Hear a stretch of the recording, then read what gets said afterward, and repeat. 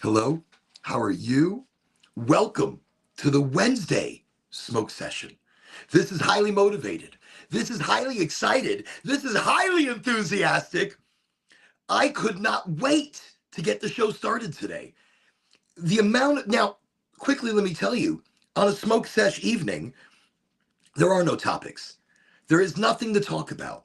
There is just coming together as community, as people, as friends, as digital energy in the mass matrix of life, joining tonight on Highly Motivated.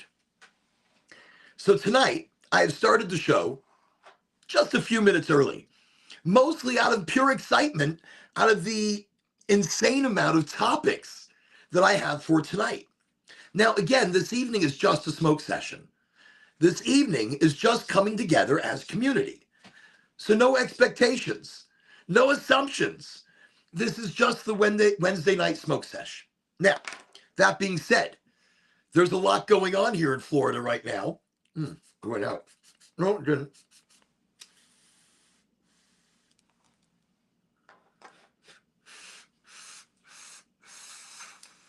So I've got my 2+ gram badoink-a-doink.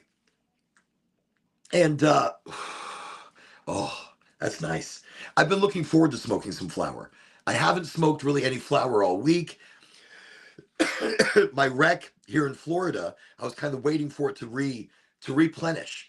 So rec has been replenished. I've got a nice 2.5 gramish doink-a-doink rolled and smoking for tonight's smoke session.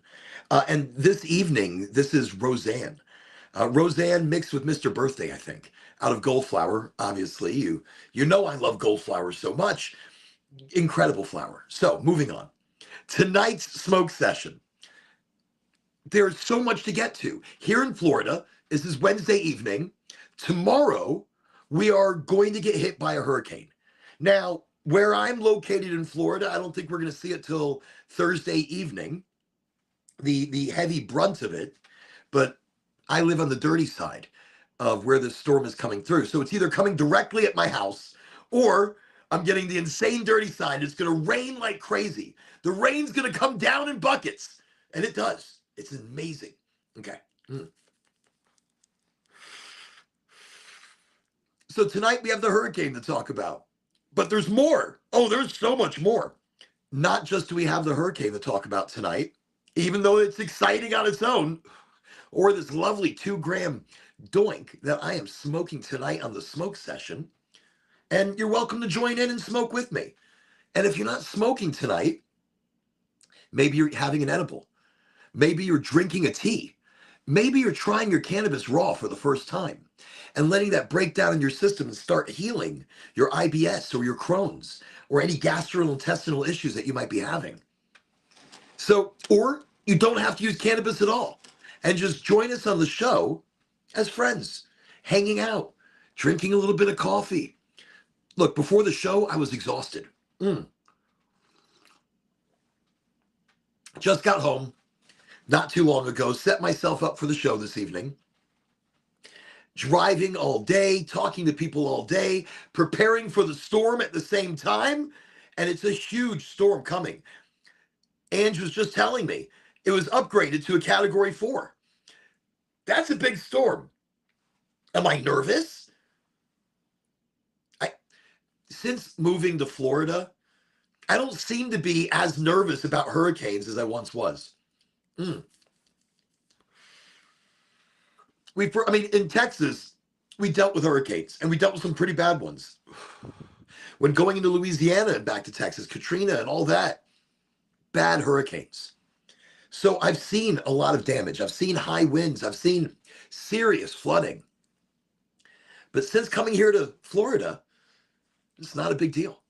It's a hurricane. It's an opportunity to sit back, have a lovely Bloody Mary, maybe a Japanese Bloody Mary done with some of that Haku vodka. Woo-hoo, delicious stuff. So I said we have a lot to talk about tonight.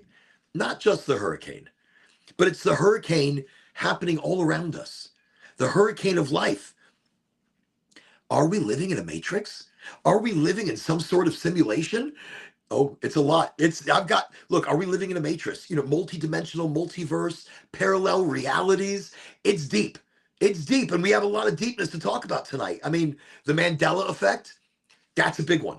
And that's going to tie back in to our multiverse theory of us possibly living in a multiverse. So the Mandela effect and how the multiverse will overlap with things like that. So we're getting deep tonight. Time shifts, hyper realistic multiverse experiences, black hole reflection theory.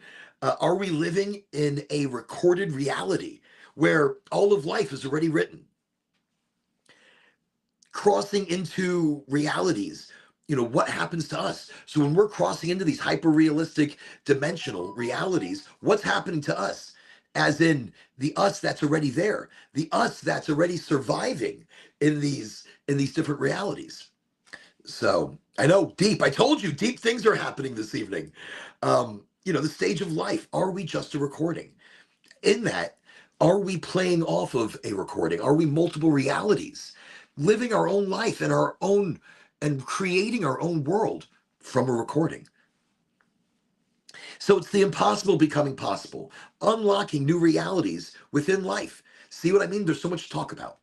And then we even have, my brain is so full of so many different things, so much exciting. And that's what we're going to talk about tonight while we get high. And I have an incredible amount of product to be able to smoke this evening with you. There's just so much going on. I've got these pre-rolls, the Voyager. It's the Ideal brand. And I already smoked one because I had to test it.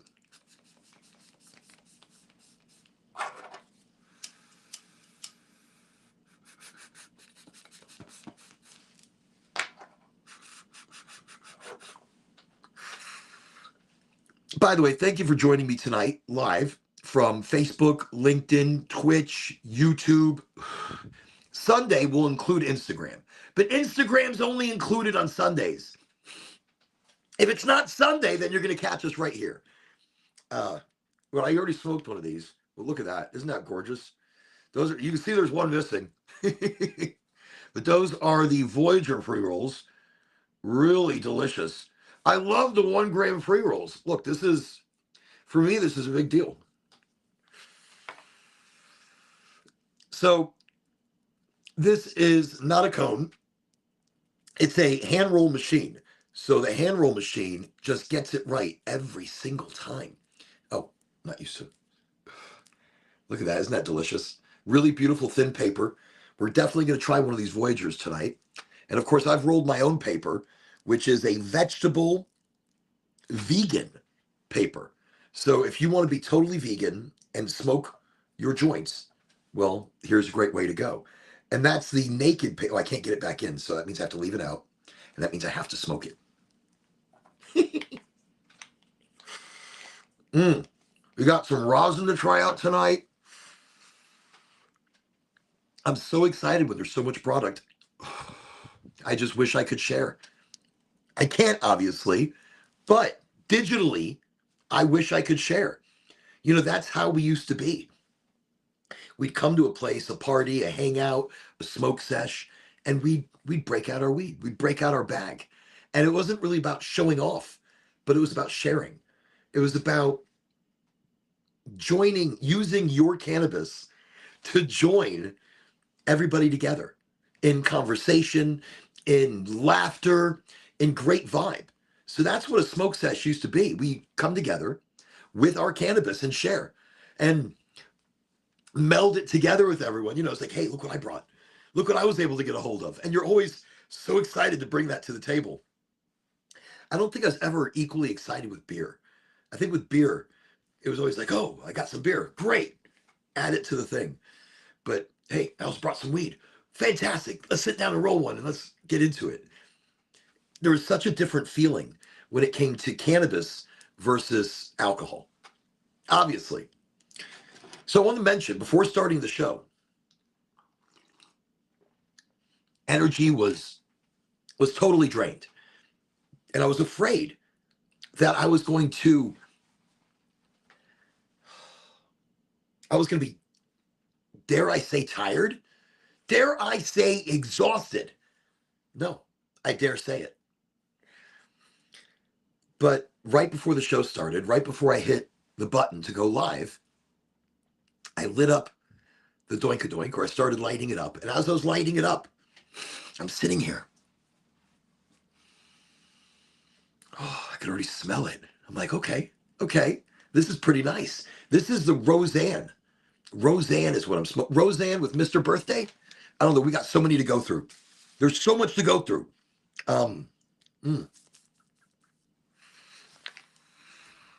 This is so smooth. Look at the Doink. This is huge. And when you take big hits like that, very often you're gonna cough because that's a lot coming in. The paper's gonna make you cough, or if the cannabis wasn't cured right or dried right, that can make you cough.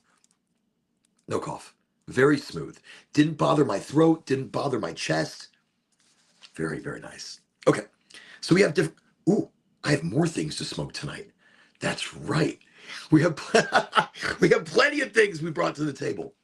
So I have some great rosin to try tonight. A bunch of different ones. I have the Orin Plus, or whatever you want to call it, that will be putting some beautiful rosin on it and smelling it and smoking it and taking it in. We have this joint to finish, and then possibly this one to start. We'll see how the night goes. So let's get deep. Let's get silly almost with that. So are we living in a matrix? Now, what do I mean by a matrix? Not like the movie necessarily with Neo, even though that movie was written from something in the Bible. In the Christian Bible, all of the characters that are within the show come from the Bible. All of the scenarios and battles and situations come from the Bible, the Christian Bible. And so part of it is prophecy. Part of it is wake up and look around you. Wake up and smell the roses. Wake up and look at what reality really is. Is it something we're creating together? Is it something we're creating individually and then kind of sharing our combined thoughts, sharing our combined realities? I don't want to get too deep, but I'm going to. We will. And then I will forget everything I'm saying and we'll come back to it once again. But that's what tonight's show is. Hey, welcome to the show. Fantastic. And I'm glad you're just getting here. You just got into the most exciting thing. Tonight we're talking about the Matrix. Are we in a matrix? Are we in a parallel universe reality? Is the Mandela effect signaling us into like signs of how deep our life really is? Are we a reflection? Are we a story already told? Are we living out that story? Anyways, that's what we're talking about tonight. While smoking this Doink-a-Doink, which I have to say is smoking very quick. It feels like it is. This is the Roseanne. I have to tell you, this is a great strain. Very smooth. And again, this evening, I am smoking some, I am definitely smoking some gold flower. And I obviously have a love for gold flower. Why? Because, oh, good. And I want to hear from you, and I want to hear what your expertise in that area is as well. Because it's multidimensional, multiverse, parallel realities. I mean, look, Mandela effect is where I wanted to start. So let's start there. Let's start Mandela effect. What is the Mandela effect? The Mandela effect,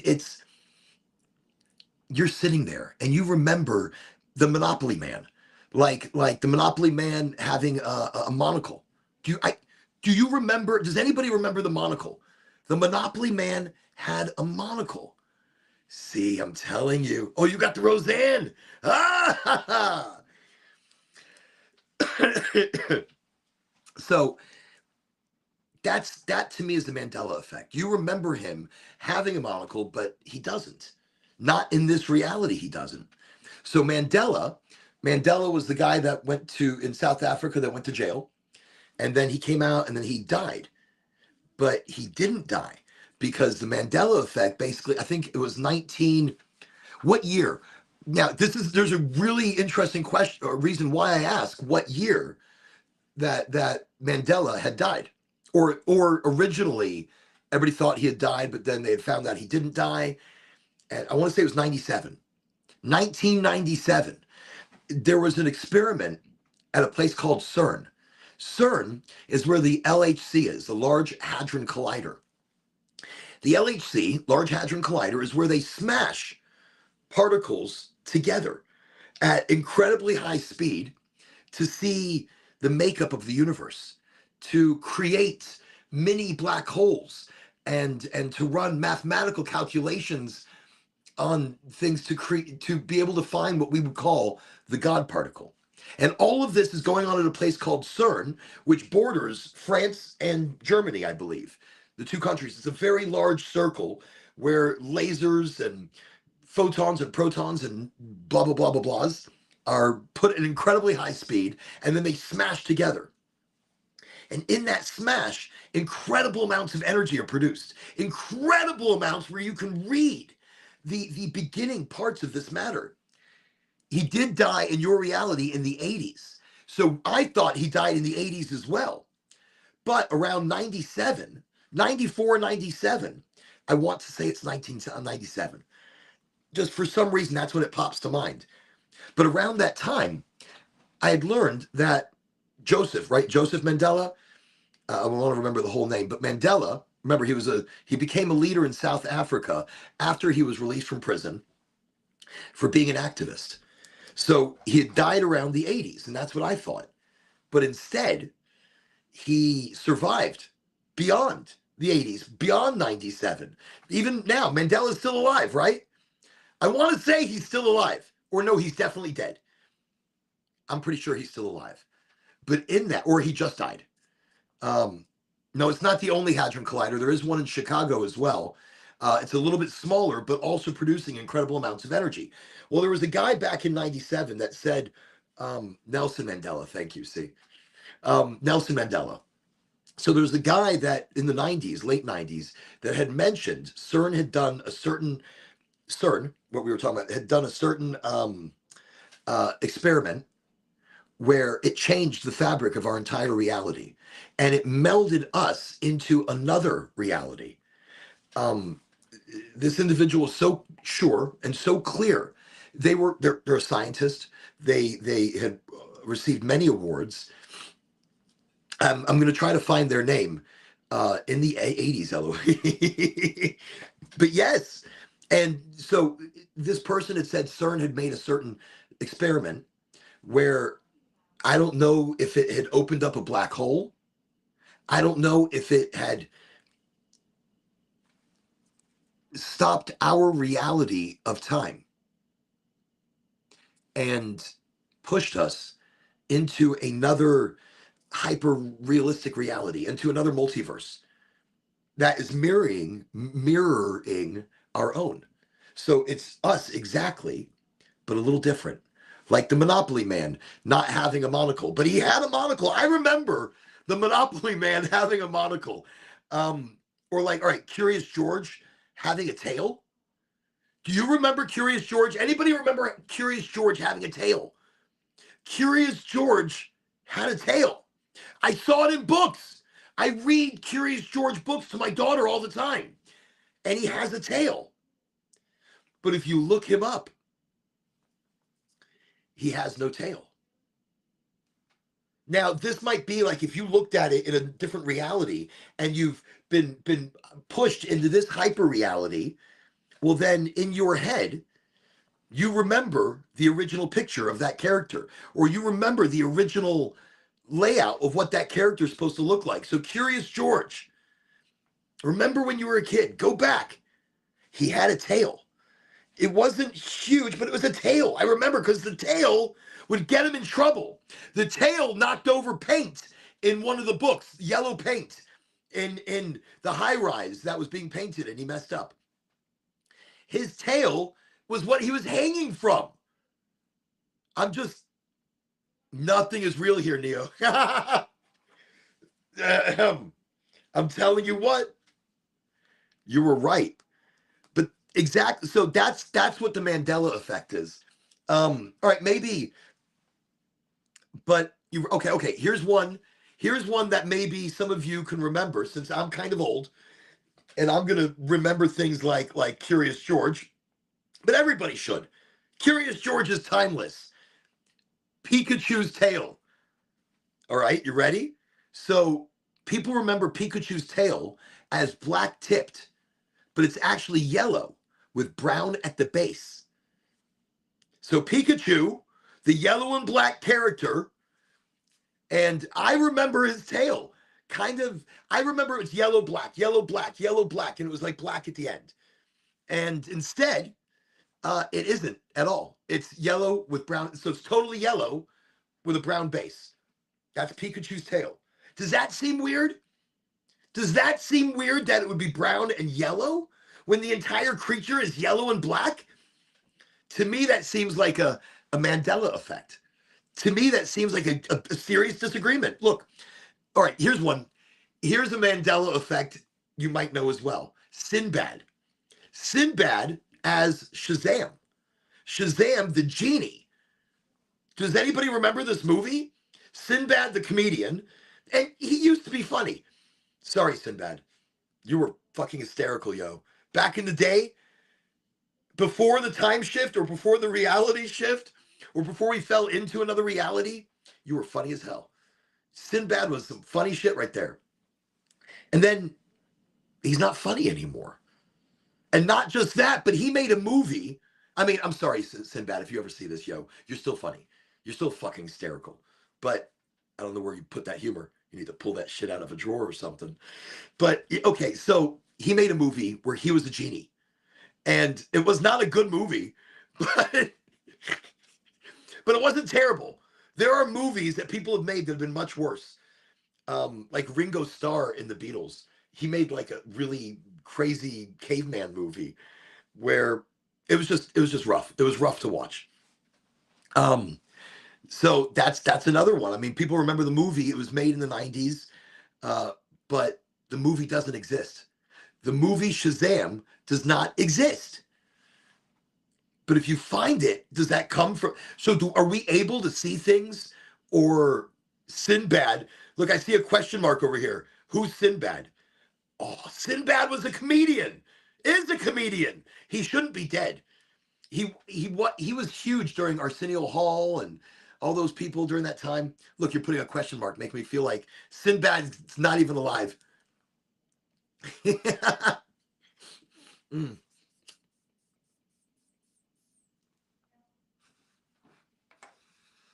But that's exactly it. That's going to be your Mandela effect. So I mean, there's different ones, like the different pronunciations of names that I can excuse. You know, if there's you know, Bernstein or Bernstein or whatever it is, like the Bernstein Bears, but it's actually pronounced a little differently. That I can excuse as being not being a Mandela effect.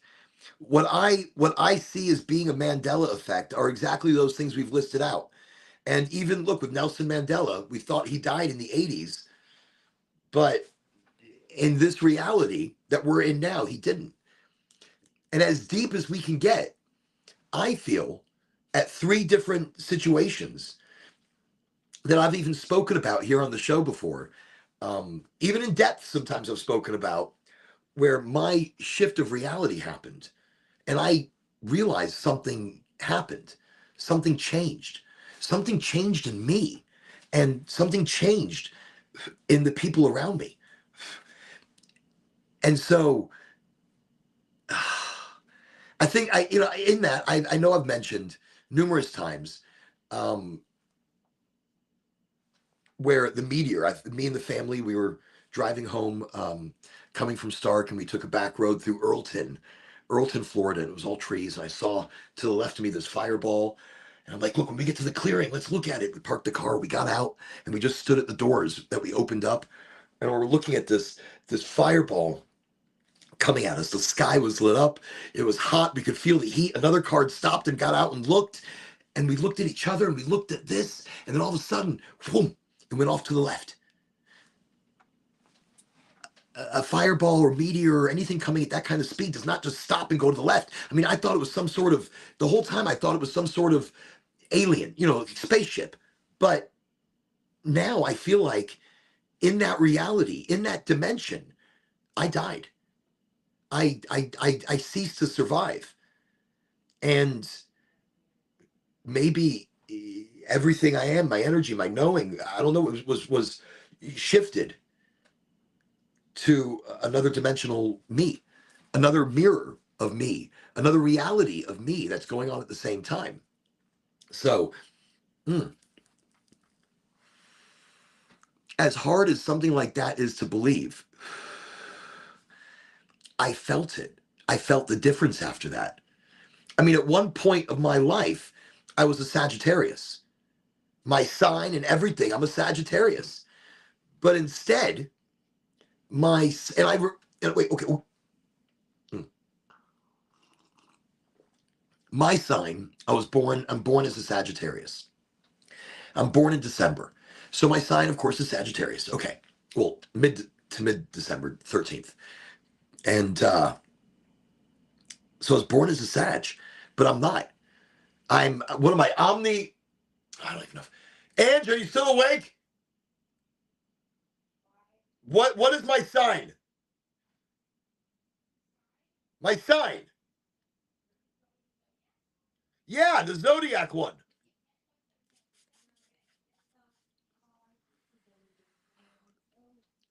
Ossificus.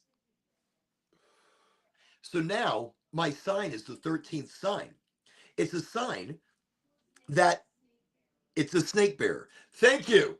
So Ossificus is the snake bearer. So I'm no longer the half man, half horse. I am now, which with the bow and arrow, but I'm now the snake bearer, Ossificus. Now, I thought that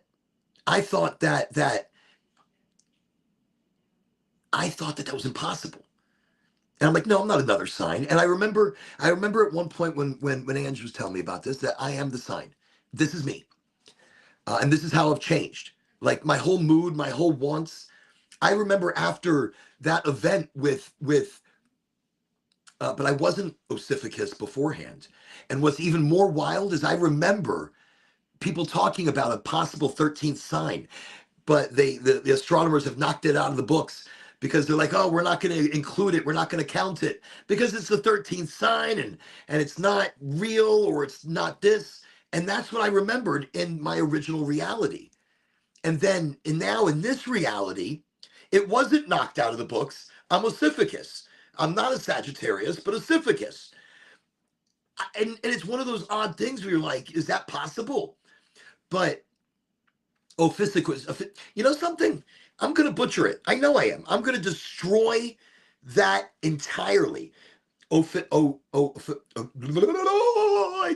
can't, I won't. I'll try it later. In that, let's get this going again.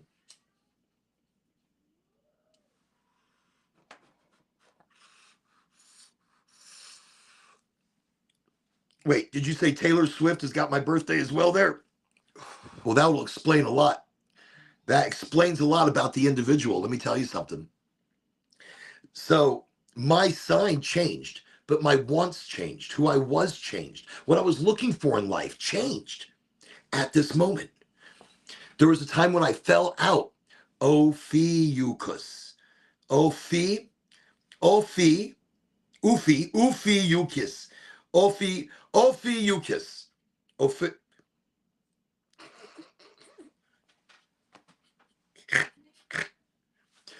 And in that, everything changed. I remember falling out of the back of my truck one time. And I felt like, the whole story, I was on the way to a doctor. I climbed in the back of my truck. I grabbed material out of my little truck bed, closed it, turned around, and I climbed out of the truck like normal. My foot got caught. on the inside lip of the tailgate, and it got caught, and then I slipped and fell, and I felt myself falling backwards to the ground. The stuff that I had flew out, that I was holding, the papers, the marketing materials just flew, and I just thought it was the end.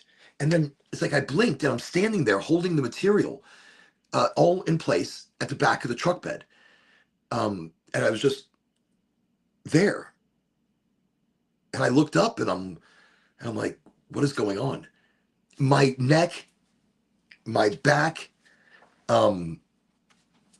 felt like I took a fall so hard that it rocked me to the core. But I was standing there like I never fell, and nobody was around me.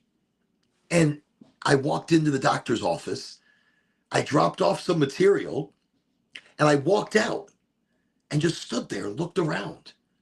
And I remember thinking to myself, it feels so different. The air here is different. Everybody's moving kind of different. And I felt it right there that something changed. Something, I don't know. I wish I had a better explanation for what happened. But instead, all I can think of is that I got pushed into another me, another dimensional me, another copy of me, another reality playing alongside the reality that I'm living in. Just like a program or a computer would do and run multiple programs at the same time, or multiple realities of something. So my question is, what happened to the other me? I mean, did I just absorb, did something dissolve, or did we meld together into our current reality? Or was the me that was me in another reality just, did he pop into something else? And now he's all of a sudden like, shit, what happened?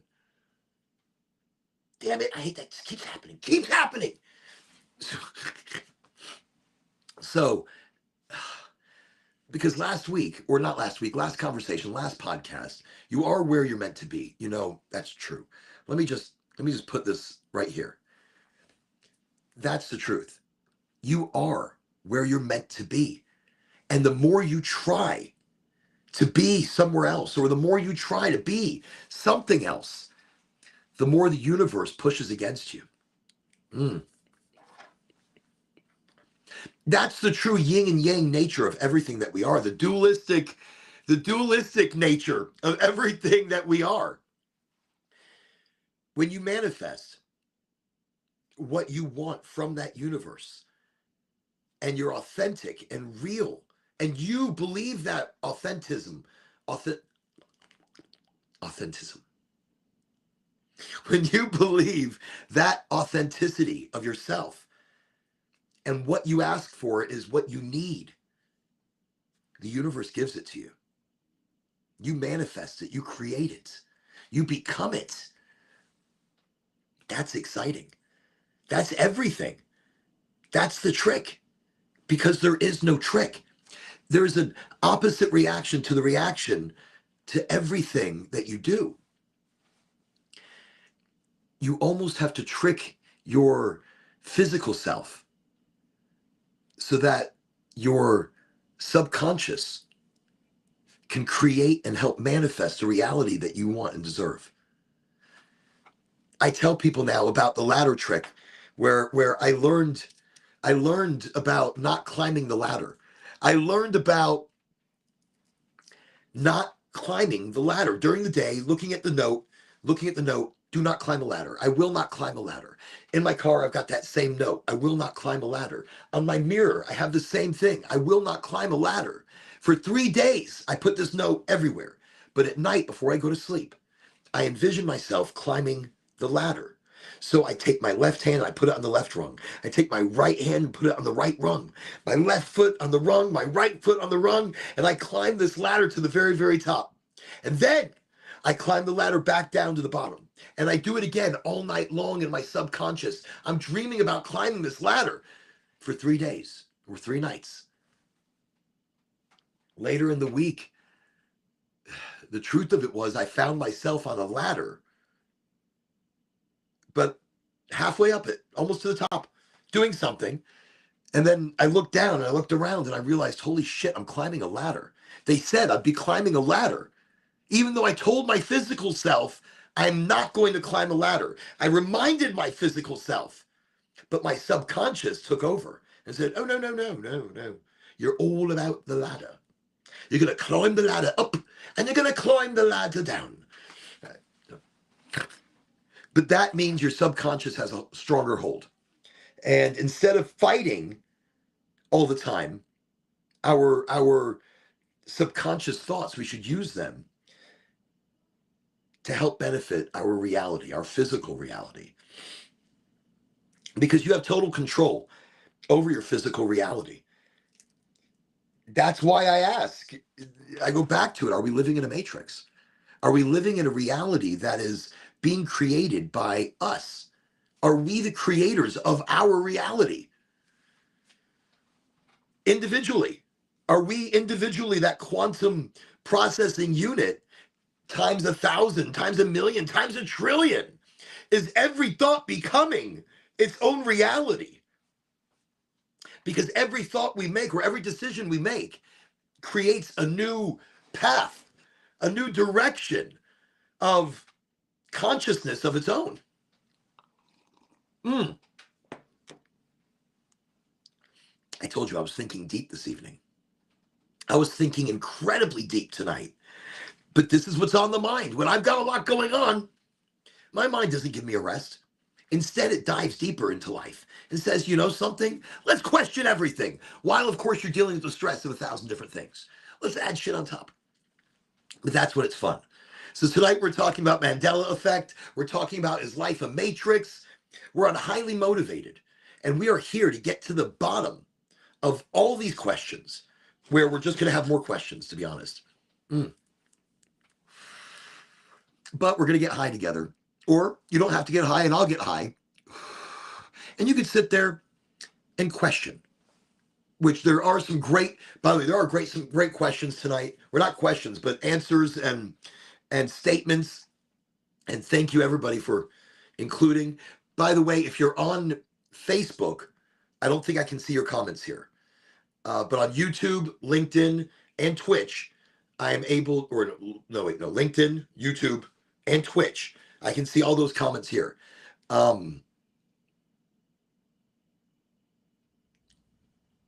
You have a great night as well. Hey, thank you so much for joining us tonight. And the matrix is in your mind. It's in your mind. We are holding ourselves back. We are creating the reality that we live in. So thank you for joining us. I appreciate you coming and great interaction tonight. Thank you very, very much. And we're going to have to do this again. This is only the beginning. Tonight, we're really only touching on the Mandela effect. To dive deep into what our reality really is it a mirror reflection? Is it a story that has already been told? Is it digital? Is it a program? Is the universe electric? And are we like a computer board? And especially when you start looking at numbers and symmetry and how things are put together, it gets exciting, because even though some theories we can look at and say, all right, I understand why this is put together, or I understand why this happens. But there are some things that are unexplainable, some things that are so obvious and simple to us, but we don't see it because maybe we're not ready.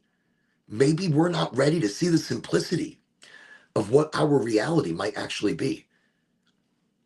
Are we created by an alien race for food? That's another show. That's another time. That's like why the government keeps hiding shit from us. They hide things from us because they're afraid we find out we're food. No, that would be terrible. No, that would be really bad. That would be like terrible. Okay, let's get away from that and let's go back to the Mandela effect. Let's go from bad to bad. Yeah, yeah. All right, okay. Everybody remember Shaggy? Shaggy and Scooby? Shaggy and Scooby. Okay.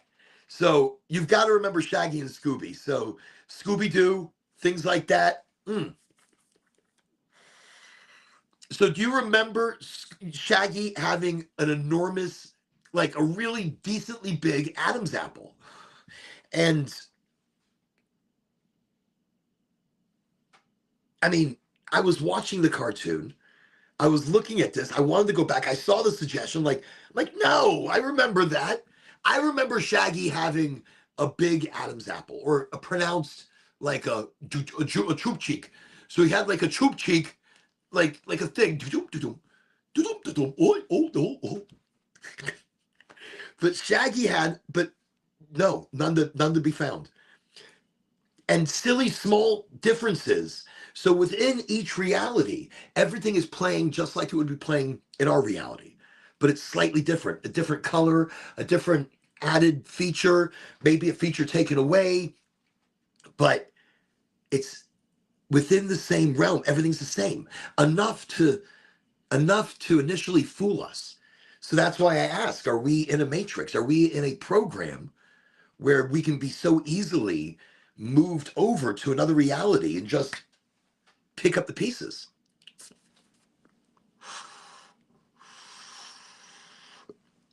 Oh, this one I remember. Mickey Mouse having suspenders. He used to have suspenders. Oh, had Ash. I just attacked the table with an incredible amount of ash. Incredible. But Mickey Mouse had suspenders into his little white weird button shorts. Suspenders. They say in this reality, Mickey Mouse had no suspenders. But he didn't wear a shirt. So what was holding up his pants? Not that the shirt would have been holding up the pants, but okay. I don't know. This one, I remember as a kid, Captain Crunch cereal. Captain Crunch. But in this reality, it's Cap N Crunch. Now you think that's a small thing, but it takes small things to notice a glitch in the matrix. It takes small things sometimes to start noticing bigger things happening around us. I'm not saying we're living in a matrix. I'm not saying we're living in a dream. I'm not saying we're living in a projection through a black hole. I'm not saying any of that. Am I not saying a thing? No, I'm not. We're going to continue. More Mandela effect things. We talked about Curious George's tail. He very much so had a tail. Again, in this reality, he doesn't. Snoopy's tail. Snoopy. I don't know. This one could be misunderstood. I'm reading over here. It says, was it a black tail? But in reality, it was a white tail with a small black spot. I don't remember the differences in his tail. Maybe I do. Maybe I remember his tail being white. Like a totally white, but it says here black. He had a black tail that led from the black spot in his back. But I remember it a white tail. And they're saying it was a black and white tail. But again, this is something that's easy to mistake. Hey there, what we got? Nick Grayson, how are you doing tonight? Welcome to the show. Welcome to Highly Motivated. Tonight we're talking about Mandela effect. We're talking about multi-dimensional multiverse theory, where there's many of us living at the same exact time. We're talking about the crazy hurricane that's coming, that's category 4 now. If you live in Florida, go get some water. Don't fight, but get some water, get some canned goods and shit. If you don't have a generator, get one. If you can't get one, then, be prepared.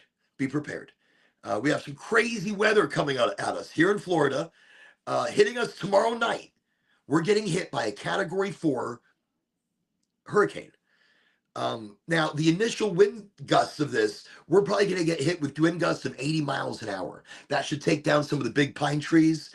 which we've cut quite a few things around the main house, but I'm worried about some of the other little properties we've set up. I'm worried about the dogs.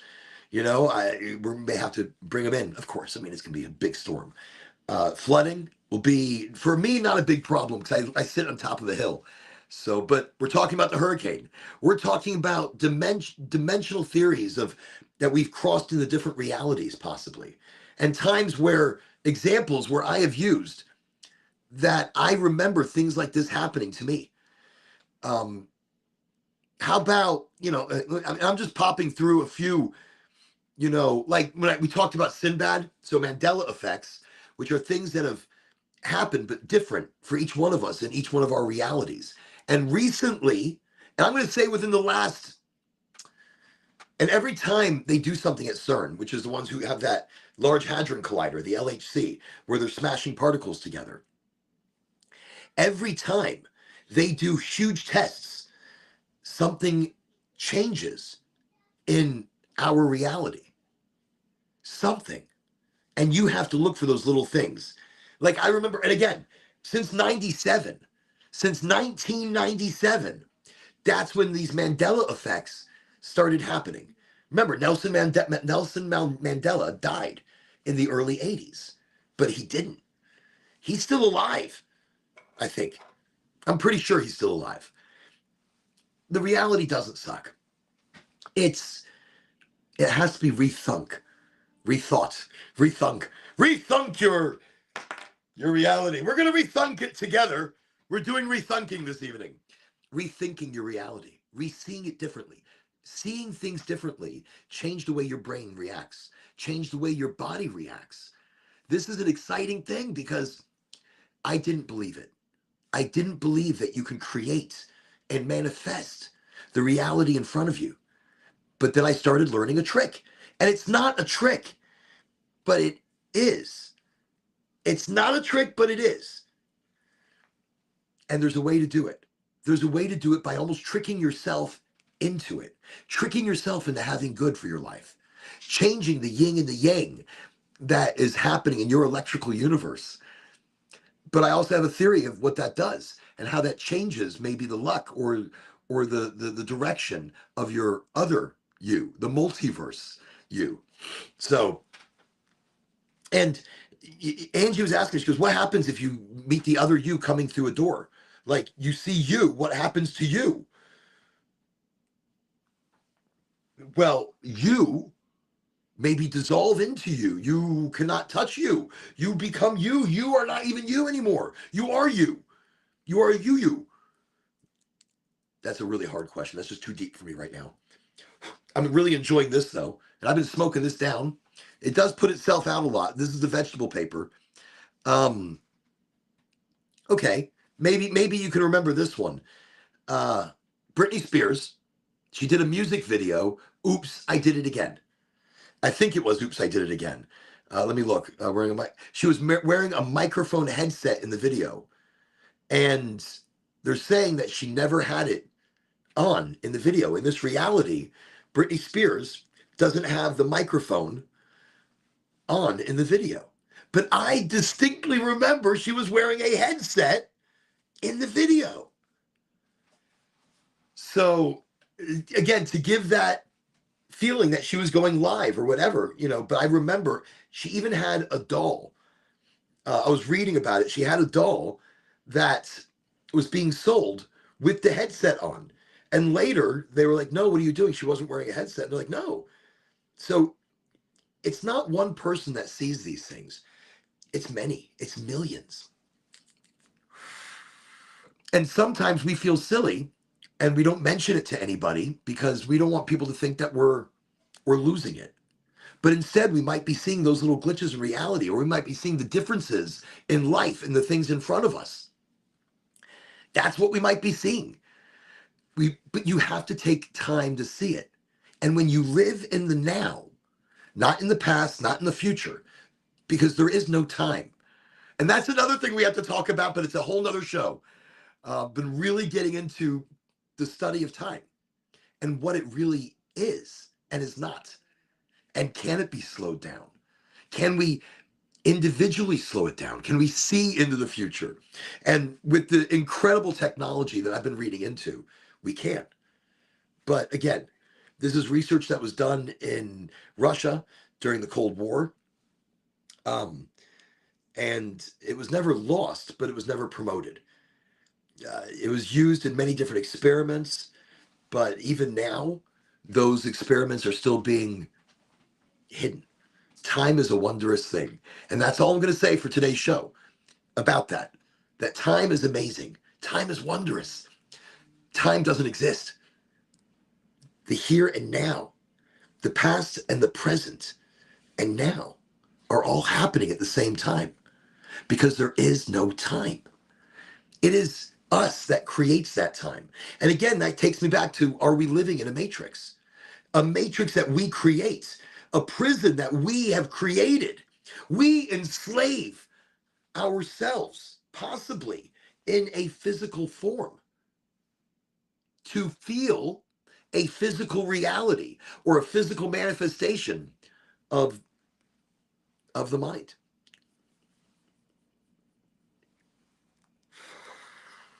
We hold ourselves back. And as we learn and we get older and we understand some things, we see the world and life around us differently. I've been lucky enough to experience many shifts in my life, many shifts in time and space that I believe I really have crossed boundaries. I used to be very fearful in speaking about this. I used to not want to talk about me crossing through different dimensions, possibly. I mean, I don't know how else to explain things. When I was younger, oh, fuck yeah. Absolutely. 100 fucking percent we need some mushrooms. Mushrooms are delicious. Love it in my chocolate. Love the way it breaks down into my bloodstream. I used to feel energy of people before I had kids, before I shifted into another possible dimension of me. I could feel people's energy. I can empathize with their emotions, not just by looking at them saying, "Oh, they're sad," or no, I could feel what they're feeling. I could almost see it in color. I could taste color at one point. It was wild. I was so open to so many things that came into my soul and my mind, and I'd seen things that even shocked me in so many different ways. And then one of my shifts kind of happened, and I didn't feel it the same way. I mean, I still feel, but I have to really concentrate to feel or see what I used to be able to do. I can't. And I really wouldn't even talk about it because I was embarrassed almost that this is how I felt, that things I can do. Or I could never speak to the dead. I wish I could, but I hear a ringing, not tinnitus, but I hear a ringing when people are saying something with a confirmation or authenticity. Maybe it's something telling me, yeah, they're telling me the truth, or they're real. Maybe that's a confirmation of something like that. I don't know. I haven't read, I haven't been able to open my, like right now. As soon as I mentioned it, now I'm getting almost like an orchestra. And so I used to be really embarrassed, but I learned that I don't care. It's not about being embarrassed. It's not about any of that. It's about understanding things and understanding energy and the universe and purpose in a whole different way. If I hold myself back because I'm afraid of what you think of me, well, then maybe I never become who I should become. Maybe I never actually feel the direction I should go in. Yes, mushrooms were beautiful. Mushrooms were a great way to quickly bring the mind into a place that I wish I could do quickly without them. And I've done. I've meditated into an alpha state, leaving the body, um, tethering away from the body, and being. That's another show, and we will definitely get into that. Amazing stuff, I, incredible stuff when we start talking about alpha state and the things that I saw in that and felt. And I was taken to this school in Colorado, Gunnison, Colorado, flown on a propeller plane. And I don't remember all the situations, but I remember when we got there, one of the activities is we all came in as a very large group, and they dimmed the lights. They had us lay down on the floor, and the lady said, "Okay, I'm going to be guiding all of you into alpha state, and I'm going to have you all do something this evening that's going to be interesting. I'm going to explain it as we go on, so that you can't preform this. You know, this is not a pre-thought in anything that you're doing." Long story short, within this exercise, I was able to relax everything and leave my body tethered, but leave my body and metaphysically move, fly, exist where existence is not yet, or it's paused, or it's forward, it's future, it's now, it's everything. There is no time. It's happening as it's happening, and that hasn't happened yet. I never thought things like that were possible. Never thought until I experienced them directly. So I talk about these things with you. At one point of my life, I was in such fear to even bring these things up to people, because fear of what they thought of me, how they perceived me, how they misunderstood me, until maybe they got a little bit older and went through wild situations, you know, went through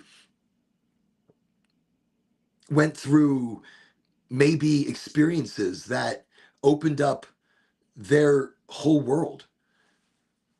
Maybe through time, we understand some things that we're not ready for in our younger selves, or our concept of time that we've been forced to understand. So I I I'm an explorer and an adventurer of life. If I am faulted because I feel there's more, if I am faulted because I feel we are capable of more, then fault me. Who gives a shit? I don't. It's not about that. Look, if I can feel it, I can feel it. But I don't anymore. I mean, I do feel, I can still really try. I can feel something. But it's so hard now to be able to break through these layers of life, of chaos, of energy and electricity that maybe are at negative. And I need that positive grounding. I need maybe to recharge with Mother Earth, how we're connected. And we are. We are incredibly connected. I mean, ever go outside on a full moon and how it lights up the night and creates this, not just a glow, but an energy. And walk around barefoot during a full moon. Oh, you're gonna feel energy. You're gonna feel excitement. And we need to. We really do. I'm just kind of scrolling through. I'm looking at some of these different things that kind of blow the mind and and make you feel like the Mandela effect, and like the Monopoly Man and his monocle, or there's so many different examples, so many different ways we can look at it. So tonight, Mandela effect was only one of them. You know, as we were talking about, look, multi-dimensional multiverse, parallel realities. We're living within those. I feel we've maybe even crossed those lines many times. Let's continue this conversation with another Hisnucci, and this is Voyager, I believe, which is a sativa. I do like Voyager 1. Voyager 1 is a very nice strain. It's, you know, it's the wrong light in here for me to actually see anything. It is Voyager 1. I can see it. Okay. So we'll continue the fun with, you know, sometimes for the show I do, and I don't. I do smoke a lot. When I run out of flour, I slow down a little bit. But if we're in a smoke sesh and we're in a conversation, I'm going to smoke a lot. If I go out and drink, which I don't think I drink because I don't like alcohol like that. I may have one drink and I'll feel drunk enough to be like, okay. But but when I used to drink, which is another crazy thing because I used to really enjoy drinking. But when I used to drink, you'd have one drink and then you'd have another drink, right? And then sometimes a third drink and a fourth drink. But normally you don't drink that much, right? I mean, normally when you're just having a quick drink at dinner or something, you have one drink.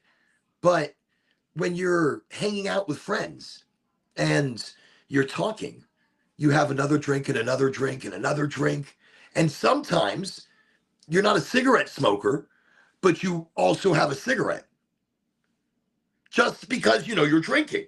So then you have a cigarette and another cigarette and another cigarette. And that's what. Ooh, I see right here. I see the storm is going to enter through Tallahassee. So an update on the hurricane, giving you updates live. It's going to enter into Tallahassee. So it means the dirty side of that storm is going to be coming in right where I live. That's great. It's entering into Tallahassee. So that's like right above me. That's gonna be great. Well, it's because it's such a big storm and such slow moving. So that's wind gusts, that's a lot of rain, a lot of flooding. I mean, we can use some rain. I'm looking at the positive side of it. We can use the rain. Let me get this Voyager going. Let's see if this changes my flow any. And just, you never know. That's what I like about the different strains. Hey, okay. Well, then you might get a little bit of rain. You might get some winds. But in Kissimmee, I worked in Kissimmee.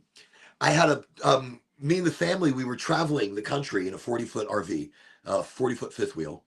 And I missed my truck. Oh, my Chevy 3500, that was my favorite. My favorite, loved her. Don't let my Toyota Tundra hear that because she'll be very upset.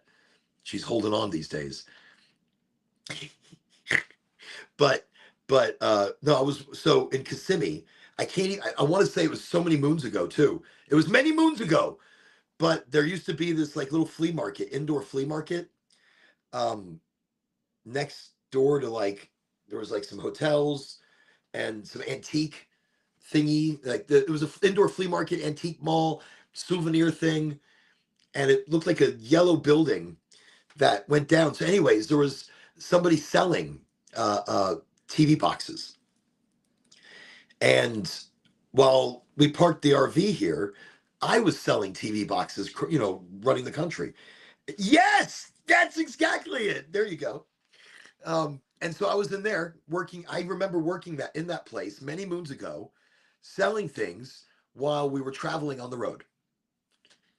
And I also used to do computer service and programming and securities and internet securities and goodies like that. So as I'd travel the country, I'd set up the parks that I was staying at with their security systems and Wi-Fi, and I would not only secure things but and extend their services and just a ton of different things that I would offer. You make yourself available in different ways. You don't have to recreate the wheel. Just make it exciting. Make it exciting for you. Don't worry about anybody else. If it's exciting for you, they will come. If you build it, they will come. Now people are going to start building baseball fields. Well, he said build it. He didn't say what to build. Okay, let's get Voyager 1 going. And again, thank you everybody for joining the show from wherever you're coming this evening. I see Nick has come here from Twitch. Thank you, Nick. And just so you know, I have no idea how to get to Twitch. I know we're on Twitch. Obviously, I'm twitching, but no idea even how to get there or even how to promote the show. So I'm really glad that you've come to the show from the Twitchy. But also you can find me on YouTube as Oregonji. Wait, where is it? There we go. Wait. There, okay. I forgot where it is. So right there. You can find me on YouTube as the Oregonji. Also, you can find me on the Facebook as Oren, Oran, Allen. On the LinkedIn, also as Oren Allen. And on the LinkedIn, I post a lot more educational material on cannabinoids. I talk about different advancements. I have links to fantastic studies. There's 700 different studies that are alphabetically put by disease and how cannabis can help. 700 peer-reviewed medical studies. Now, some of them seem like bullshit, but not all. And some of them are amazing. And then I have another a link, 37 different studies about cancer and cannabis and how cannabis can actually medically help. So it shows you the correlation. It shows you where it's helping, what drugs can be used together. Incredible work. And so I'm always for the advancement of not just cannabis, but mankind, community, people. This is a smoke sesh. And in this smoke sesh, we talk about healing. We talk about getting high, but it's in there. Like, healing is in there. Even if you don't mention it, it's still there. Okay.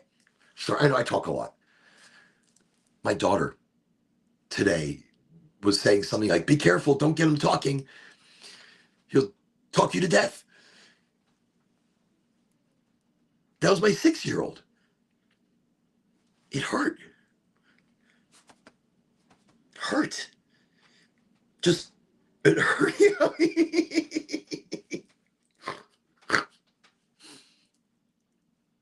You know something? We are healing because we're healing as community, and we're bringing each other up. And by doing that, you are then taking that and spreading that energy out. You are sharing it with the world around you, which is changing the world around you just enough, just a little bit. And it takes just a little bit to start little chain reactions everywhere we go. That little bit of change is the chain reaction that changes the world, not just around you, but it pushes into other puddles and it starts changing in just little ways. And those little ways sometimes have big ripples, big changes when people really need it, when life brings them down. Your little bit of energy that you sent out, that right there, that little bit of energy that you send out, that's going to ripple big somewhere. That's going to fucking tsunami somewhere. That's going to change somebody's life because they're going to need it. And then it's going to come back to you when you most need it. That energy is going to flow right back to you so that you can just keep it going, keep it quantumly flowing, baby. Yes. Anyways. What is this? Let me see. You're like Tony Robbins. Tony Robbins? I'll take it. That tall motherfucker is the coolest guy around. He is positive. He is on top of his shit. But, you know, he's authentic. He cares about people. And because he cares about people, his life is manifested well because it hasn't been about him. He's honest. I have to make a living. We survive. But it's not about that. I'll make sure I survive and my family survives no matter what. I'll always work. If I have to suffer, there is no suffer. It's just what you do. With joy. With joy, I do it. But that's why, like, Tony Robbins does it. He does it because he wants to help people. He wants to see them succeed. He wants to see them go that next level. And that comes back to him in so many different ways.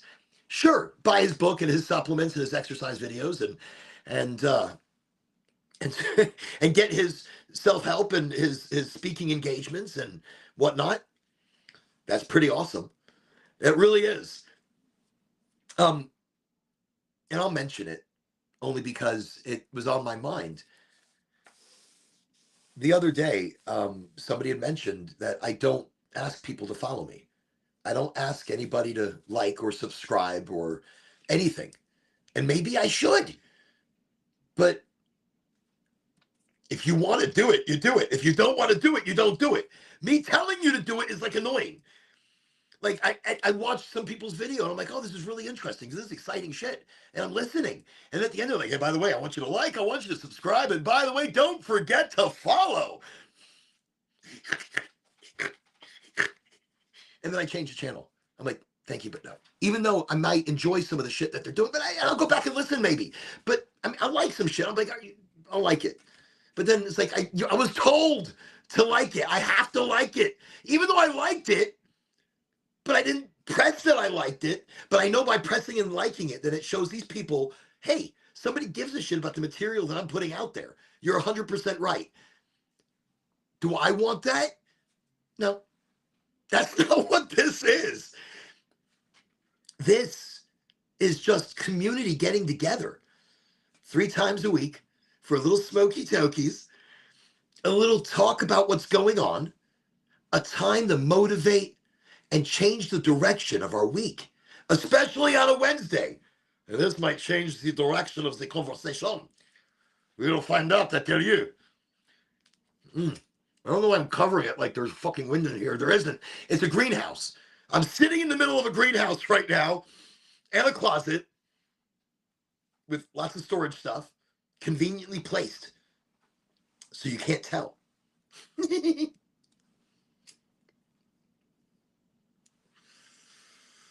And everything smells like weed in here. That's it. No matter what the fuck it is, it smells like some weed in here. Like weedy weed. Like, like not just some weed, but some weed. Let me see. Wait, there's nothing like you on Twitch. I will take that. I will take that as one of the biggest compliments I have probably. Oh, that was interesting. First hit, the way it just kind of flowed right in. I'm like, holy shit. This is a 1 gram hand roll machine from Goldflower. I'm drooling. Holy shit. Goldflower cannabis. So if you're in Florida and you have your medical card, wow. Just look, organic, living soil, that's the difference. And hand trimming. That means it's not being thrown through a roller, and ultraviolet lighting is not draining it of everything beautiful and gorgeous that's inside the bud.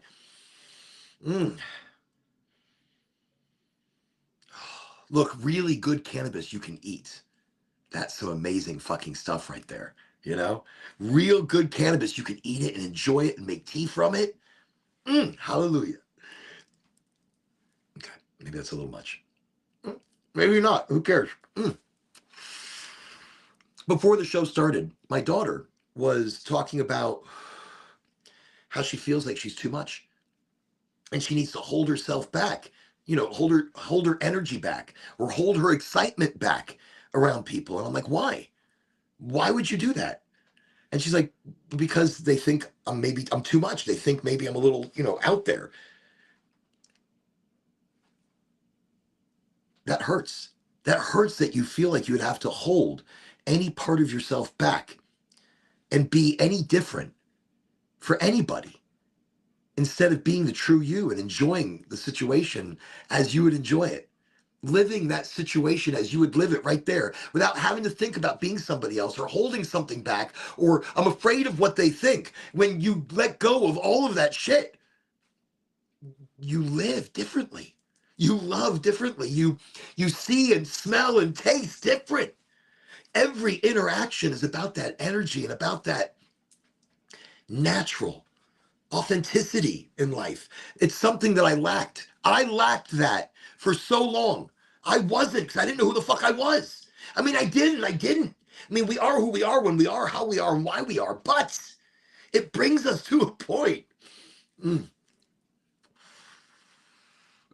One moment. I'm just gonna.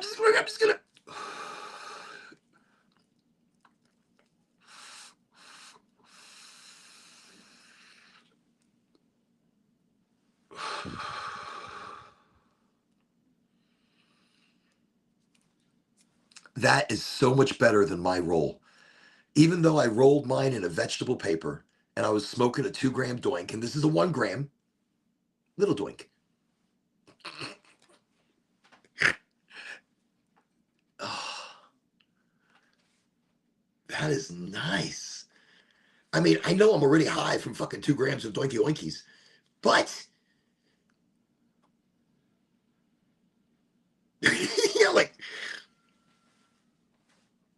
wow. Immediate different effects on the way they rolled it, the way it pulls.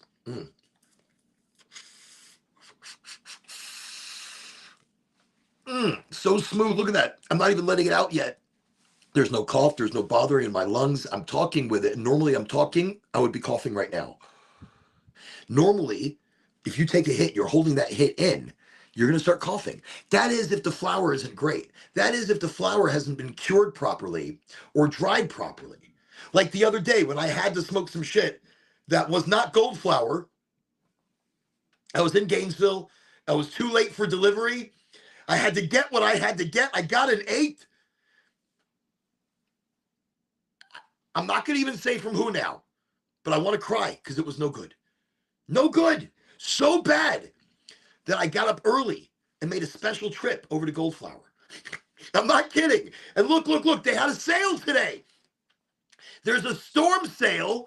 All right, I got to tell you, there's a storm sale going on at Goldflower, and it's still going on tomorrow, by the way. 50% off everything. And that's including, I think, their premium brands. Holy shit. So flipping worth it. Okay, look, I got, which was this one? I'm smoking, oh, not now. This is Voyager. And that's part of my whole pre-rolls that I got as part of the deal. I was smoking some Roseanne earlier in that roll that I made. And you could tell, look, there's a little tray inside so that protects your bud so it doesn't get all messed up. I also got, and that's their premium. I also picked up Florida Gator. That was some good shit. I tried that also earlier. So look at that. You see a nice packaging, and there's a plastic cartridge inside holding the bud. Now this one doesn't have a plastic cartridge, but it's strawberry pancake, and it smelled so gassy and cheesy, and oh, I couldn't resist. So that right there. And then I also got, wait, what else did I get? I love to get different shit. I don't get the same thing because I like to smell the cannabis and see how it reacts with me right there. Like it'll react with me and I'll be like, oh, yes, I've got it. And it doesn't matter if it's an indica, doesn't matter if it's a sativa. Sativa and indica only dictate the actual plant. Sativa is tall and skinny, and indica is short and stubby. That's it. It's the terpenes, the smell and the taste that are going to decipher how it shapes the mind and shapes the body and shapes your experience. And then as I'm smoking this Voyager, it's changing. I can feel right now, it's changing the way I'm feeling about, my look, I'm sweating. I'm working up a sweat. That's what's happening. What else do I have? Okay, we also have some lemon cherry gelato. And I even have some more, I think, hiding over there. That was from today at Goldflower, 50% off. Just insane. I don't even know if I'm allowed to say how much off just now, but I said it. So the cat was out of the bag. When it's good weed, 50% off is like fucking miracle. If it's okay, regular Walmart of weed, okay, then 50% off doesn't mean anything because you could take 100% off of shit and it's still shit. You take 50% off of gold, that's when you buy gold because it's going to get really expensive. That's how I look at Goldflower. It's like gold. I look at cannabis because for me that's lifeblood. I eat it raw. I smoke it. I make a tea. I do edibles. I infuse butter. I sing to it. I dance to it. I cultivate it. I research it. I unlearn and relearn what cannabis really is. So that's what it is. And so the reason I don't ask anybody to like or follow the show or to subscribe, you'll do it if you want to do it. Fine. Enjoy. That's not what it's about. It's about you. And it's about me. It's about all of us. It's about this show. It's about getting together and smoky okie tokie. It's about not just this. You don't have to use this. You don't even have to be about it. You could be religious. You could be non-religious. You could be esoteric or non-esoteric. You can be from different countries. You can be from here or there. I don't care. We are all the same under the leaf. And in the sameness that we are, that's where we come together right here, just to chat, just to talk about topics that are all around us. Like this evening, I come to you live as the hurricane is a brewing at my door. Wow. Wow. I'm delighting in this pre-roll. I judge companies by their pre-roll. I judge every cannabis company and every brand by its pre-roll. It's the easiest item to do. It's also the easiest item to mess up, especially if you're doing cones. Cones usually get a really ground down material like sand, and it's just packed into the cone. And then it runs, it boats, it canoes. Look at this. I just want to let you know. This is what I've been smoking on. This is Voyager 1. It's a 1 gram. Well, was a 1 gram. It's not a 1 gram anymore. But in that, it's burning beautifully. And it doesn't boat, it doesn't canoe, it's pulling very nice. And I'm sorry, and you see that? It's even forming a freshness roll, a resin roll, a roll showing that it's not super dry. If it's super dry, you don't get a nice juicy roll at the end. I haven't really been smoking it hard though. I've been very light and gentle on it. But in that, it was part of the pack of 7. See, look at that. It was part of a pack of 7 that I got. 7 1-gram joints. So that's 2 8s. This is a great on the go. That's why I like a joint. So it's the first item a company can mess up. If they're going to mess up a pre-roll, imagine what they're going to do for the rest of their products. Also, they can hide things in pre-rolls. So that's why occasionally I open them up and I eat the cannabis raw. And if I can eat a good cannabis out of a pre-roll, that's a good fucking company. That's a solid fucking company right there. Because they're not hiding shit. They're putting the best of their shit in the fucking pre-roll. That means they're doing the best of their shit to everything else. That means they're not cutting corners anywhere. Instead, they're taking not only the high road, the best road, the cannabis road. And that's how it should be. That's why I look at a pre-roll as being everything. You're going to hide your shit in a pre-roll. You're also going to put your best shit in a pre-roll.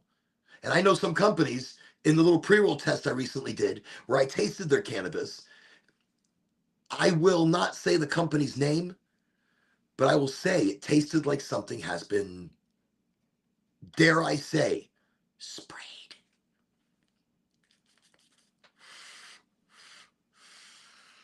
With something terpy, maybe? Terpies? To make it taste or smell better? Why disguise your shitty weed with spray? Disgusting. You should be ashamed of yourself. So I like to stay a little pure. I like to stay organic. To me, really, it's organics or nada. It matters what we put in our body. It matters because what you put in your body transforms into the fuel of your body and your mind and your thoughts and your actions. Everything matters. That's how you have to look at it. That's how you have to think about it. Everything matters. But you have to live in the now. You have to stop thinking about the past because that's already happened. You can't change what's already happened. You can't change any of that. It's already there. You could try to make it better now. Now. There's no future yet. You can't make a future if it's not there. You can live with intention. You can think about the future sometimes, but then put it back off to the side. Don't let it manifest you all the time.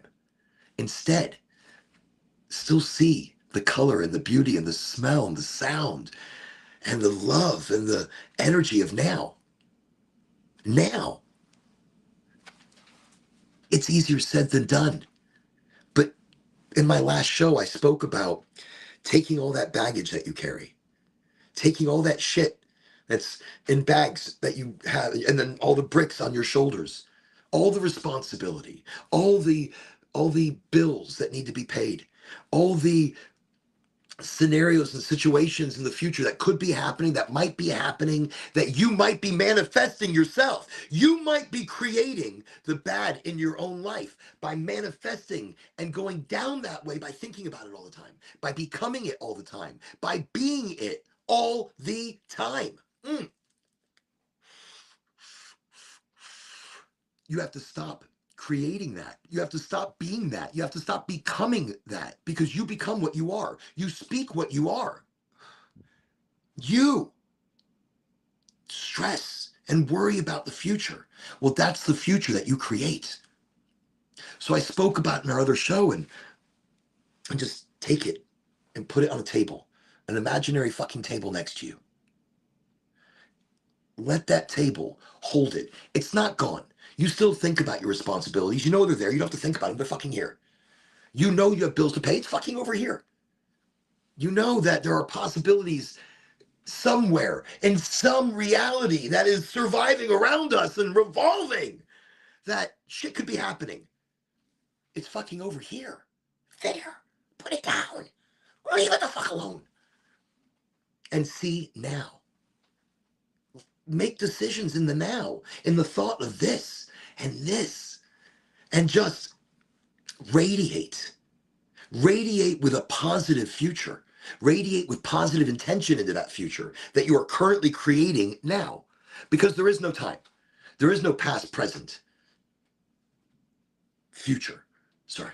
There is no past, present, future. There is now. And when you realize that, and you realize the absurdity of time,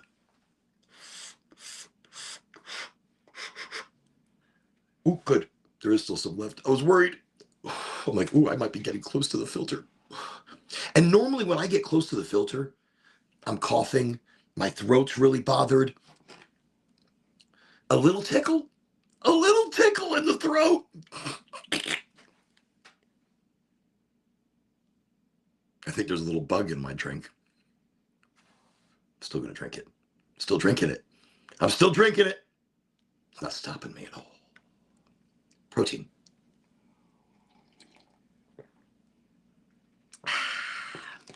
I will avoid the bug. Fuck the bug.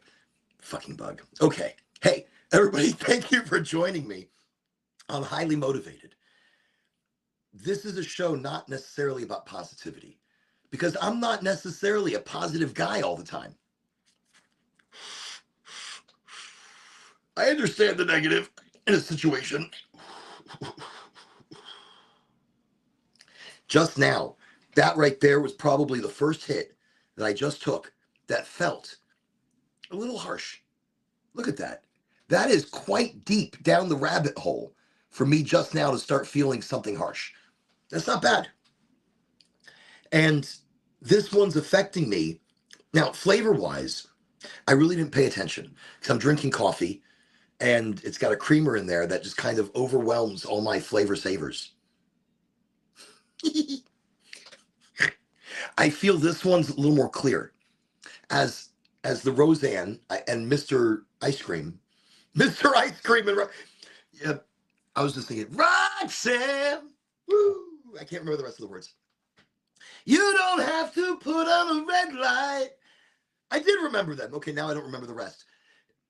Wait, there's a party. No, that's not it. Who gives a shit? Moving on. What was I talking about? Fudge. Anyways, I was drinking coffee. I can't fucking taste it. So I can't taste it. But up to this point, it's been incredibly smooth. That's pretty cool. It's been flavorful in the sense like it tastes good. It tastes herbally from what I'm tasting now, and I can kind of put together it's herbal, but it's an uplifting high. It's clear and uplifting. The Roseanne and Mr. Ice Cream, that's really a hybrid leaning indica. And it, even though I had no energy at the start of the show, smoking that really changed my energy then. And now smoking this has changed my energy in a whole new way.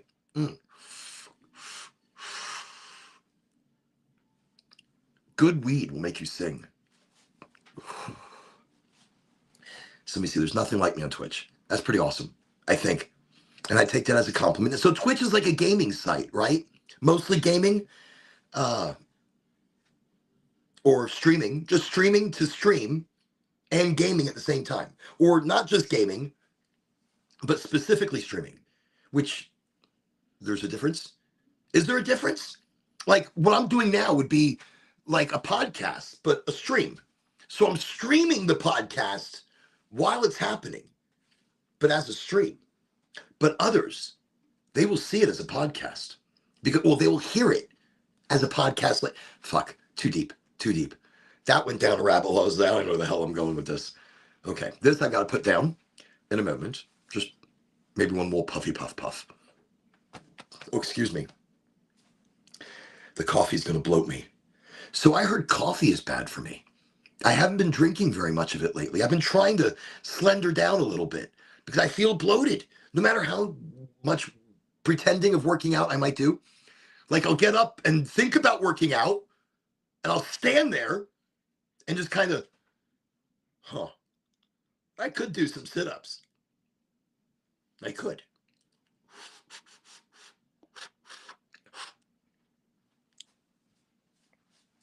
Thank you, by the way, Nick. I appreciate that. Or I could do some push-ups. I could. Okay. So I've been doing qigong, like stretching in the morning. So in the morning, or I've done it a few times, okay? I've been really trying. Like all that stretching that Qigong Master Cat is doing is a lot of stretching, yo. It's a lot of stuff going on. Like where you gotta move every joint of the body. You start moving the head, and then I start doing some things, and I'm like, ow, ow, ow. And then for the rest of the day, I'm turning like this. I'm like, okay, yeah, I see that. Okay, good. Oh, lovely. That's fantastic. Excellent. So that's tough, especially while driving. 'Cause I drive a lot. I'm on the road a lot. So because of that, because I'm driving from location to location to location, I'm one person that has to be in many places at the same time. You've got to start small. Trust me, I am starting small. There's a video of me out there somewhere. I won't tell you where. It's probably on my YouTube. But I'm on a hoverboard in the middle of the field. That was actually a runway for planes coming in later in the week. It was really quite surprising because this place is like in the middle of nowhere. It's while I was RV traveling many moons ago. There's even a video of some of my RV travels, which are quite humorous. But I was doing a whole Tai Chi warm-up thing, on the smart hoverboard. And it was something. I don't know what it was. And I'll be honest, it probably wasn't good. And thinking about it now, I'm probably going to go take that video down immediately. No, and I don't care. I did this one video for this company, and I don't remember why I acted in this video, but I was the cop. I'm a terrible fucking cop. I was like a detective, I think. And the classical stretch, classical 9 a.m. It's called the classical stretch, channel 15. Holy shit. You get me all excited over here. I'm going to be checking this out. But anyways, so I was acting as a detective in this thing where snitches get stitches or stitches. No, snitches get stitches. That's what it's under somewhere. Snitches get stitches.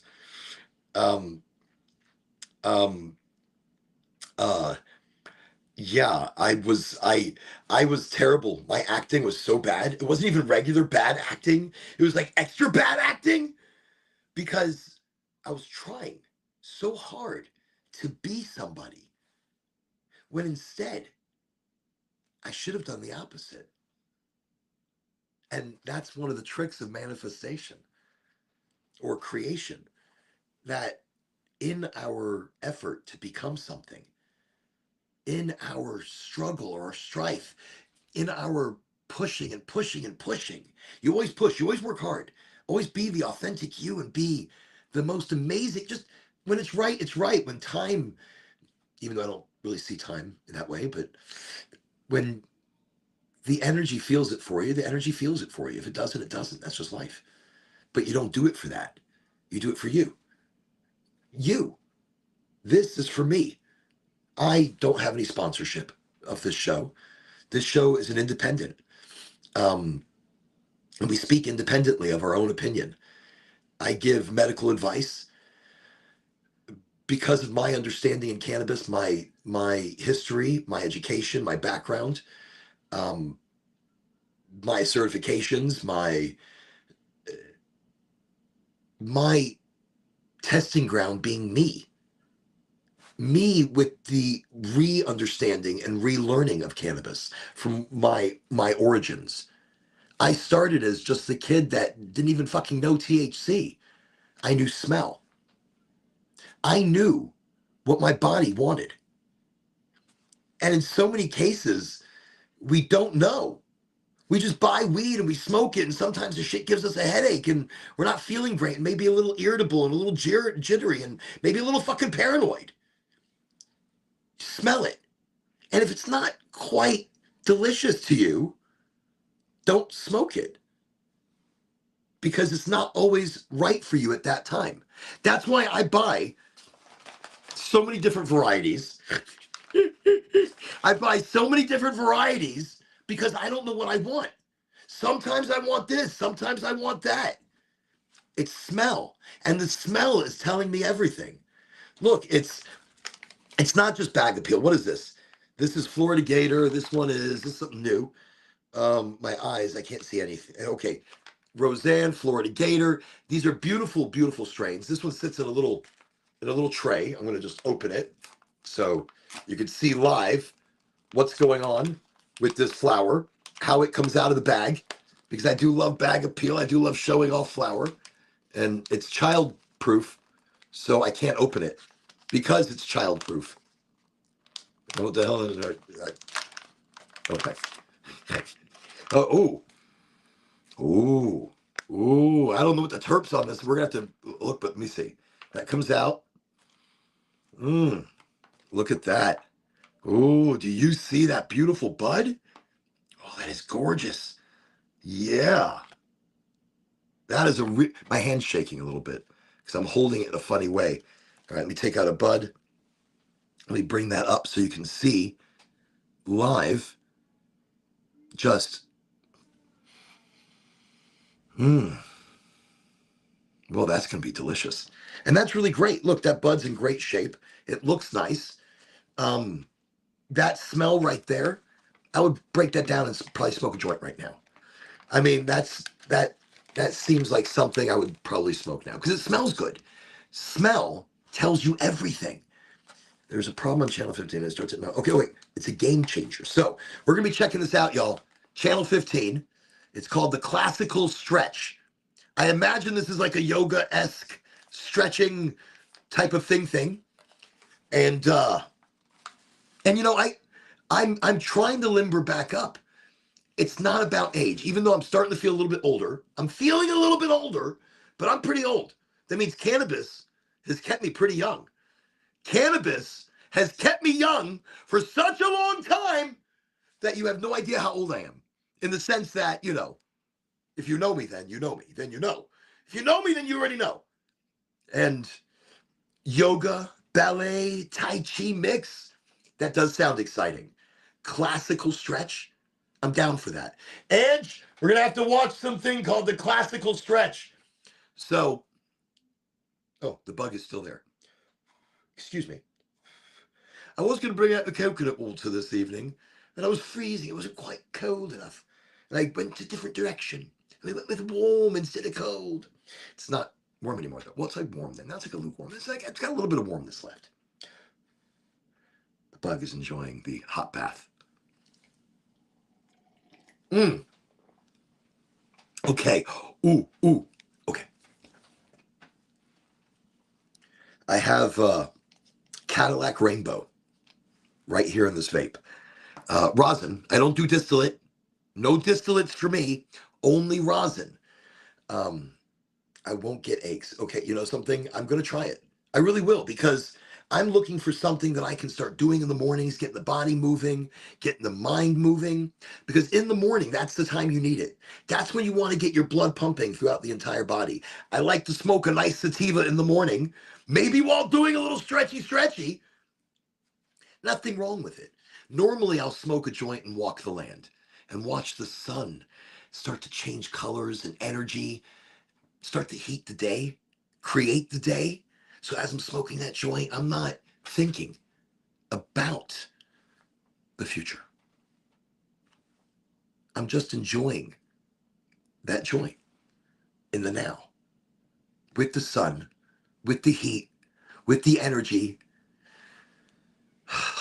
But obviously the walking's not good enough because I'm still having trouble moving. I sit a lot. I drive many hours a day. I'm in the car even on my shortest of journeys, my shortest journey out would be like 2 hours out in one direction every day. So every day I drive 2 hours in each direction.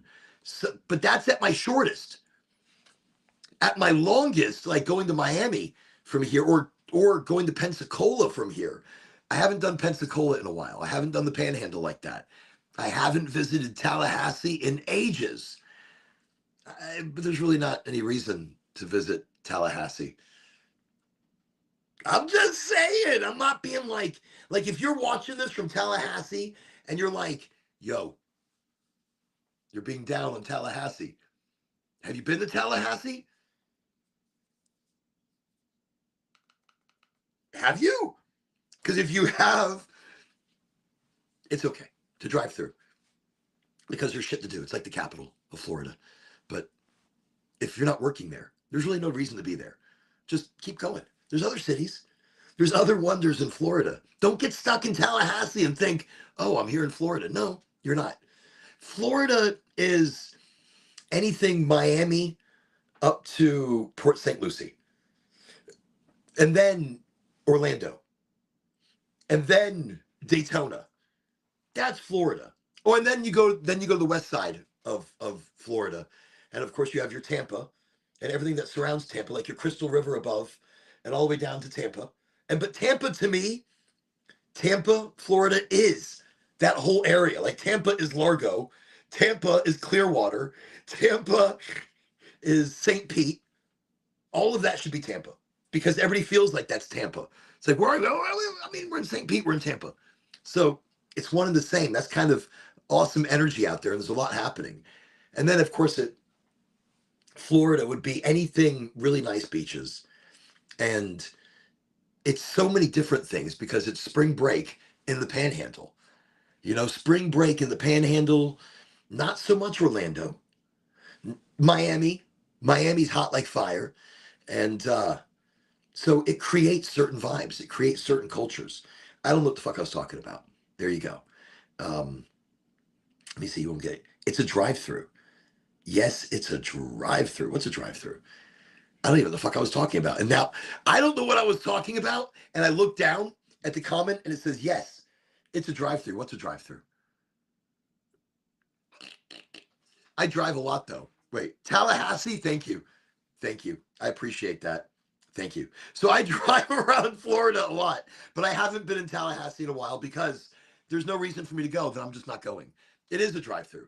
Lake City, if you don't have a reason to be in Lake City, drive-through. I'm sorry, Lake City. Yo, Lake City, I apologize. But don't get stuck in Lake City, people.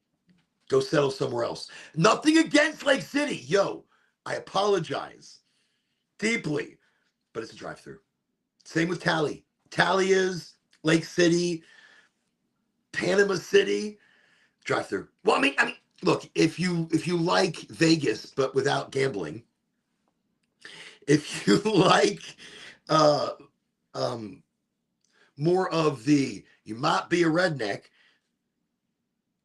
style beach, but Vegas infused and overpriced, I would say that would be Panama City beach. That is rough. Bad parking, bad hotels, but the people are great.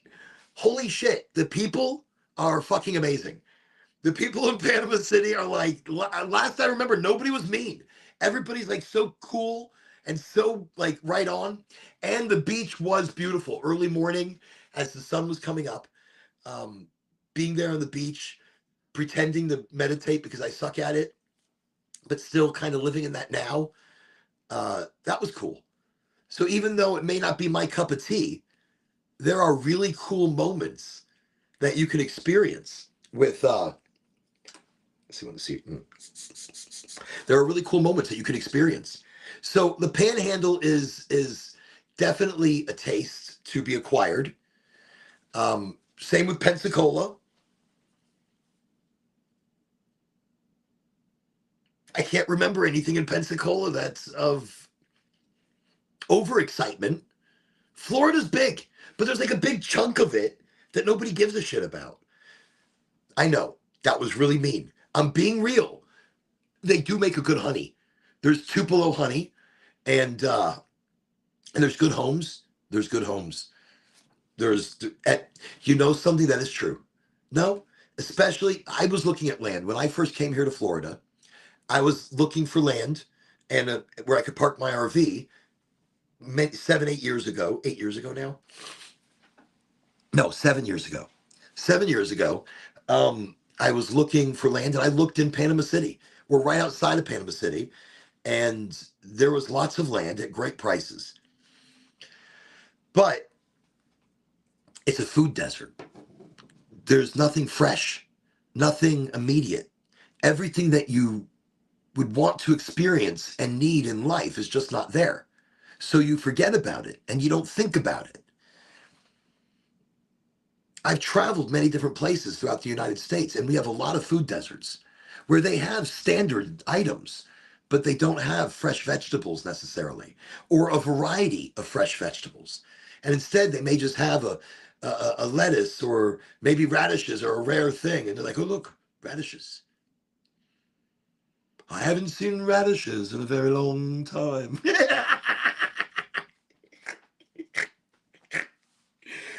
No, but it's the truth. Look, I've traveled in some places and there's no fresh tomatoes, no oranges, no bananas. And you think, well, that's not really a big deal. No asparagus. And some people are like, what the fuck is asparagus? See? So, oh, I was just reaching back in my mind where I was at. But I didn't say these places are bad. And everywhere that I traveled in the Panhandle, the people were awesome. So I never have anything bad to say about the people, even though they have no entertainment out there. There's no good entertainment. And people need poetry to life. They need parks and birds to sing to them. You know, they need fish to jump out of the water and slap them high five with the fin. That doesn't happen. Nothing like asparagus and mayo. Look at this. We're getting creative. But that's the thing. What if you couldn't find any asparagus? What if the people in the town that you're living in, and you were like, well, do you have any asparagus by chance? I'm sorry? Asparagus? What the hell are you talking about? Some asparagus. Damn asparagus. Okay.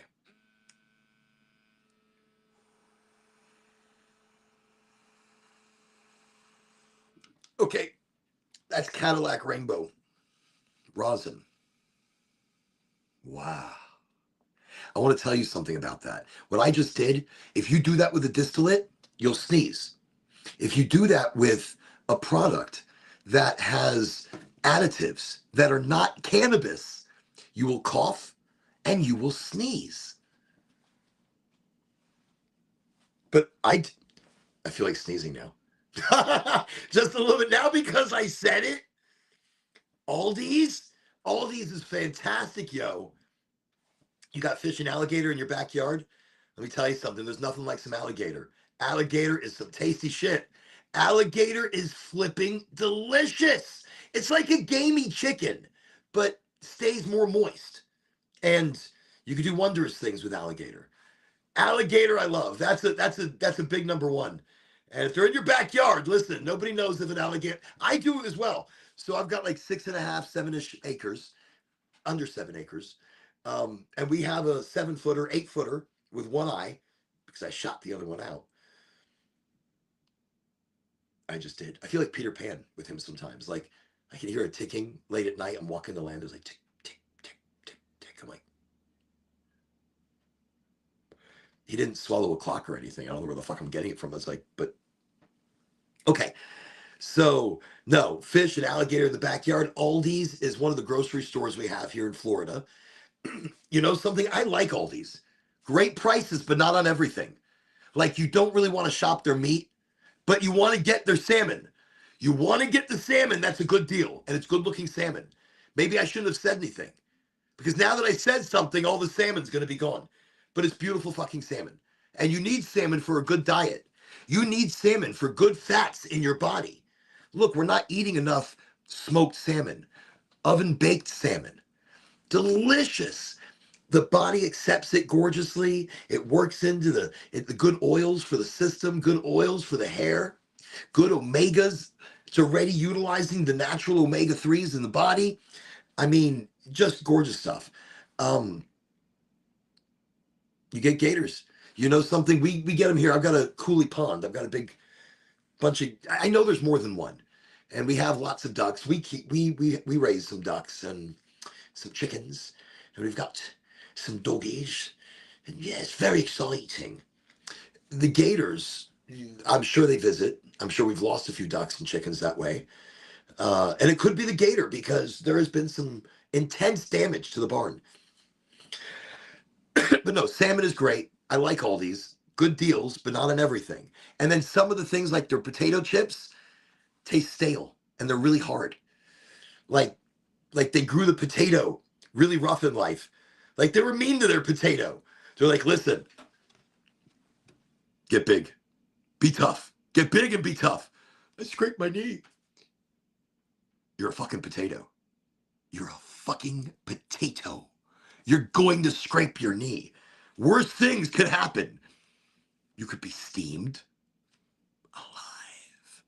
Steamed alive. I've heard about it happening to people. And then just ripped right open. And things shoved inside of you. Like chives. You don't want chives inside of you. Silly chives or sour cream. You'll never get it out. Cheese. Shit gets everywhere. And it's going to melt if it's been steamed. You're never getting any of that out. You consider yourself lucky. A skinned knee? Get out of here. That's the kind of... That's the kind of potato chips that are in the Aldi's bags. They've had a rough life. They've gone through some shit, and that's what they taste like. They're a tough life. They're tough. You make it through a bag of those chips, and all your teeth are still intact. You are doing good. You weren't drinking from the public water system. My own conspiracies, but no, I like all these. I do like all these. I went off into a tangent, into a thing. I don't even know what I went off into, but I went off into it. And there is a lot to smoke tonight, so let's get back to it. This Cadillac Rainbow, this right here, I call the Orin Plus. So like the Alexa, in other shows you may have seen this, but this looks like an Alexa. And so I envision a day when I can load a few carts onto my wall-mounted Alexa, and I could come up to my wall-mounted Alexa and be like, or my Orin Plus, and be like, hey, Orin Plus, hit me up right. And it'll be like, oh, you want an extra special hit? Well,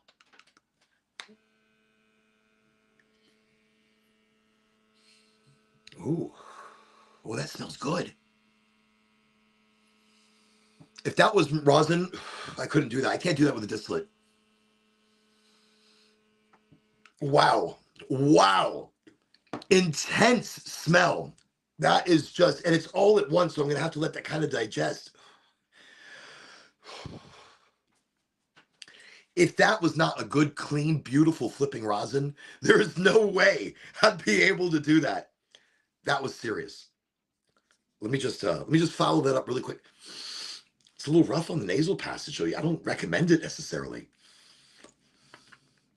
No sneezy, no coffee. It's a good product. Okay. Also, it's a gold flower. Am I using this thing with its intended usage? So this is the cup. It's the Wolf Fung. The Wolf Fung. I don't even know what the fuck I'm saying. But naturally and normally, you go boom, boom. And it's actually going to fill itself. Now, I don't normally do it this way because it'll fill up all the way. And that is like such an insane, gigantic hit. This is going to make me cough, of course.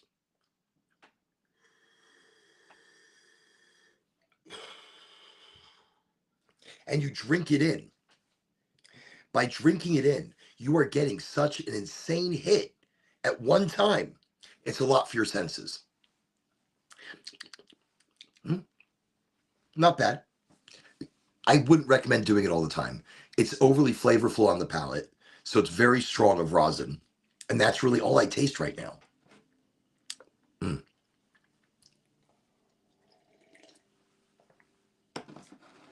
So that's why I don't usually use it as it's intended, and I use it with the cup off. But keep in mind, great party favor. My normal toy that I really enjoy is the Puffco Proxy.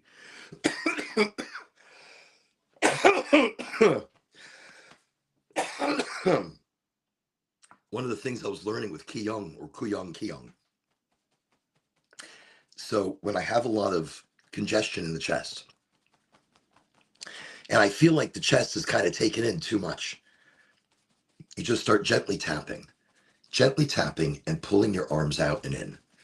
So you want to kind of get things moving again, you know? And sometimes we bang our chest, or just tap to loosen things up so that the body can process and assimilate things properly. That's it. Simple shit. Go back to being simple. Don't overcomplicate things. Don't stress out. Just breathe in, count to 4, and breathe out. Count to 4. Breathe in and breathe out. And that's just an easy way to help reset the body a little bit, reset the mind. Look, right there, I wanted to cough. I felt coffee. I felt a lot of coughs actually coming on. And I think within all those coughs, it would have done more damage to my throat. It would have done more damage to my esophagus. And so instead of I still feel one.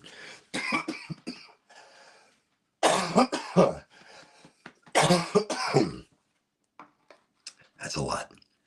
It's a lot. So thank you, by the way. I just want to mention, thank you for joining me for our Wednesday smoke sesh, our middle of the week get together.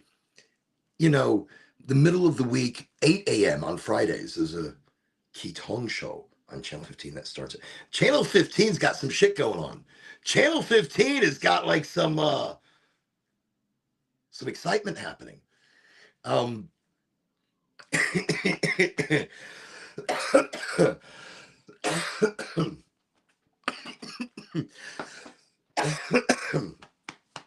Okay, coughing's done. That being said, all day long, well, you know, I drown out half of the stuff they're saying, so when they're repetitive, but there's a reason they're probably doing that, and they want to get you in that repetitive motion of understanding it and accepting it. So they realize they have to say it like 1,000 times. And, you know,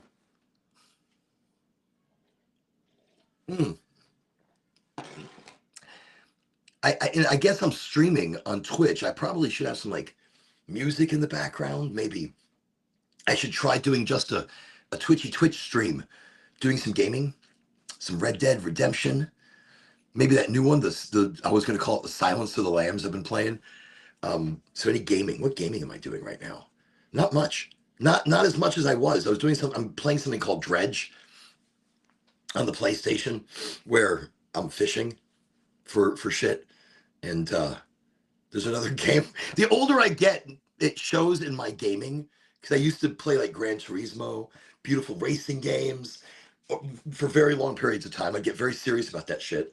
You know, I used to play Madden and a lot of action games. One of my favorite games was actually on the N64, the Nintendo 64.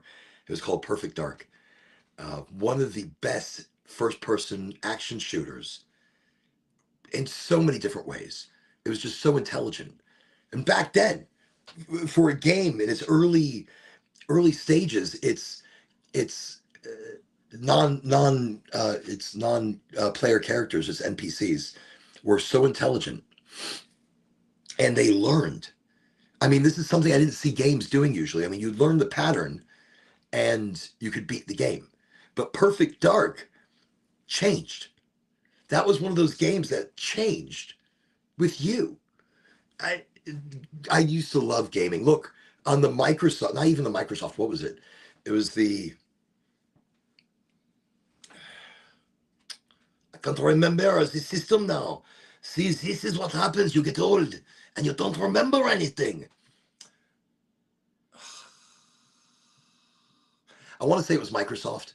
So the game was Seaman, where you can raise fish and the fish talk to you. You teach it language. Crazy shit, way ahead of its freaking time. Very, very forward thinking during an age where game systems were starting to battle each other for attention. And so I've always been in the gaming. So maybe I'll do a Twitch gaming channel. Nobody gives a shit about a 50-year-old playing video games and losing a lot. So my 6-year-old beats me on like everything. Everything. I'm playing something right now as a lamb. It's a demonic lamb, or a lamb that has been cast to fend for itself and get followers, which it all is based on a very demonic storyline. It's a cute game. It's done in like a 2-dimensional, 3-dimensional realm, and it's just fun. But I think it's normalizing maybe a darker side, and younger kids could play this game, which I do not allow in any way, shape, or form. Do as I say, not as I do, damn it.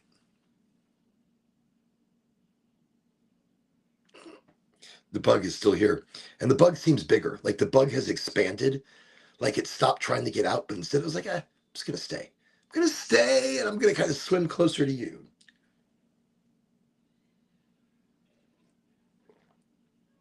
So I took a slow sip to make sure it did not swim closer to me, because it looks like a determined bug.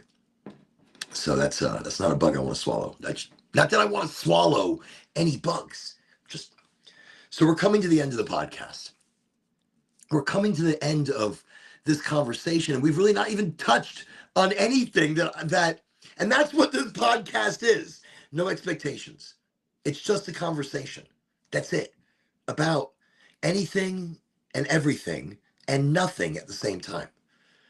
I mean, tonight we were loosely talking about the Matrix. We were loosely talking about, are we in a matrix? Are we in a, multi-dimensional stuff? We talked about Mandela effect a little bit, touching on Mandela effect. There's so much though. There's so much that has changed within our reality.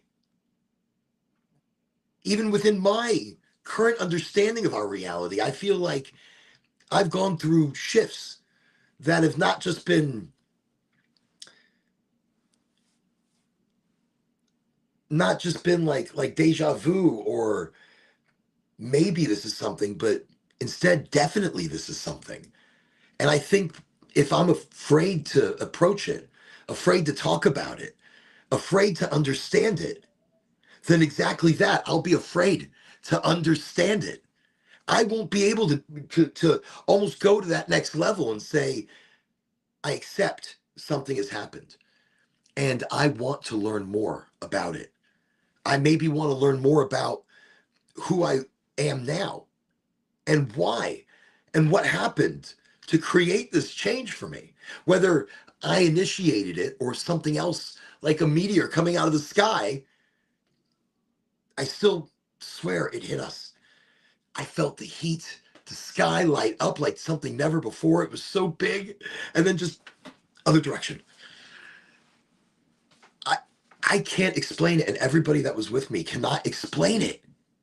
But everything in our lives, all of our lives, changed. And the one person in our family that was not there doesn't even remember that day. But they weren't there.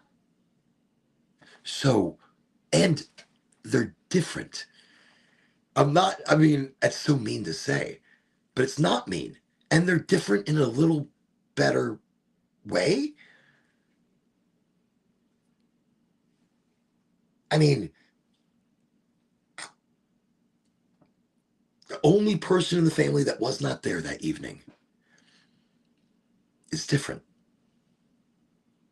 So I just I've learned that the impossible is absolutely possible. I've learned that time shifts, and it's a hyper realistic multiverse. We have to allow ourselves to experience exactly that, exactly the change around us. And living in the now, we get that opportunity. If you don't dwell on the past, you don't dwell on a future, but you see what's happening around you right now. You put down your phone. Excuse me. Oh, I feel tremendously better. You put down your phone. You breathe in the air and taste it. You you take your shoes off and re-energize, re-ground with the body, your body with the earth. You we are connected to the earth. Trust me. You need to reconnect. There's so much. I So you have to experience life now, and then you start to see things differently now. You get to see people, experience energy, and maybe some of the why to our question, but that never really gets answered. Never, never, never. Did want to mention, I may have quickly mentioned it earlier, the black hole reflection theory. So are we living in a recorded reality being projected through a black hole? That's deep. That's wild. I mean, so we are projected from another place in somewhere in the universe or somewhere in another multiverse universe. Don't even know where the originating picture is being transmitted from through this black hole. We are the projection of it. And not just one projection, but that projection turns into multiple projections. And then well, I'll say it in a second. So, I mean, we're living out multiple versions of reality, like scenes in a movie almost, and they're interchangeable. Um, could everything that we're doing be predetermined? And we're just kind of replaying different versions of life in a holographic universe. That's super crazy, deep. Not even crazy. I don't even say what crazy would crazy be. Take crazy and shove it wherever you like. It's questions of our reality and who we are and where we're going and why we're going there. And these are the things that we're talking about tonight, or were to talk about this evening, and still chit chat about it as we go. I mean, we did talk about crossing into different realities possibly, and what happens to the person in that other reality, or do you just become one and just match up to where you're supposed to be? But things are slightly different. Colors are slightly off, or shapes are different. I don't fucking know shapes would be different. Like, that's not a square. But I did hear one of the Mandela effects, which was a super wild one. Your heart.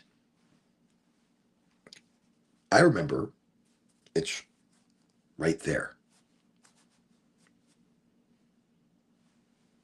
But instead, this person's like, no, the heart in our bodies in this reality is right there. It's like, shut the fuck up.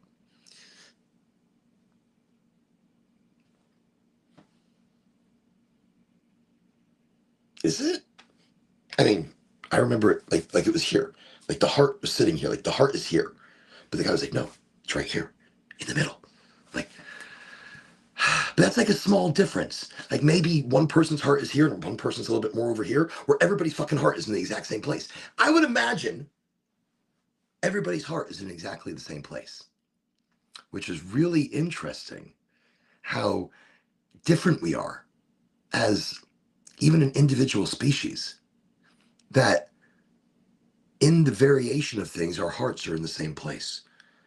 It's kind of like particles are exactly the same. When measured, they're exactly the same. Same weight, same electrons, same bits and pieces all together, identical, all over the place. Everywhere and anywhere you may measure it by its weight or by its density or by what it might be or what it contains. Is identical everywhere. All particles without variation. That seems like a computer program. That seems like I'm sorry, that's just me and me getting into my understanding of particle and what a particle is and what we are. I mean, we're not even solid. We are solid because we're solid by thought. We are thought into matter. That's fucking amazing.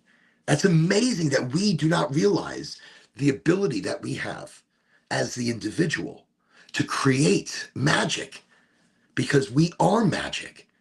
We are thought into matter as a collective or as an individual quantum fucking powerhouse machine. But we think it and we create it. And you think, well, how is that possible? How is any of this shit possible? Just throwing that out there. I think look, we're energy.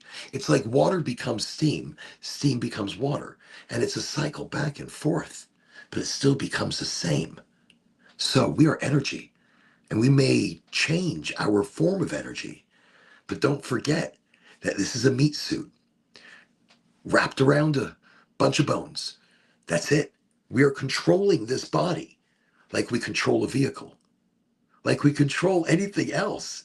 It's just wild when you think about it. And that's magic because we're creating it. So remember about energy. Remember about creationism, shaping your life every day. You get an opportunity. You get the biggest opportunity to change your life, your direction, your mood, your being, your kindness, your authenticity. You could drop the mask at any moment and wake up tomorrow and be fresh and new. Be you. Shit, rhyming. That's a lot of rhyming going on over there. But it's the truth. You know, you don't have to try so hard. It comes to you. I know there's things you want and you're working hard towards it. Why don't you take a few deep breaths and let it come to you a little bit? You've been pushing it for a long time, and when you feel things aren't quite going well, take a little step back. Take a deep breath. Count a little bit. Look at the scenario. Look at the environment. Look at the people. Look at the energy. Feel it. And just take a moment. And in that moment, now magic starts to happen. Now the yin and the yang start to shift. And the dualism of life begins and continues and starts and ends. You have all the time in the world for everything that you need. Just be authentic in your want of manifesting. And remember, kindness is number one. Authentically kind. Don't fake it like you're going to become kinder. I mean, I'm not the nicest person in the world. I need to be nicer. I need to be more understanding. Always, every day. I'm not nice enough. I'm not kind enough. I can be more understanding and empathetic with my own family. It's the truth. I work so hard and I help so many freaking people. And then I come home and I'm drained. I'm exhausted. And I don't feel like I do enough. I don't feel like I spend enough time. I spend time, but I'm still thinking about work sometimes. You know, I've got lots of things going through my head, and sometimes I'm in somewhere else when I need to be with them, or I need to show emotion, and instead I'm just exhausted. And as my body and mind and whole soul kind of recuperate, I'm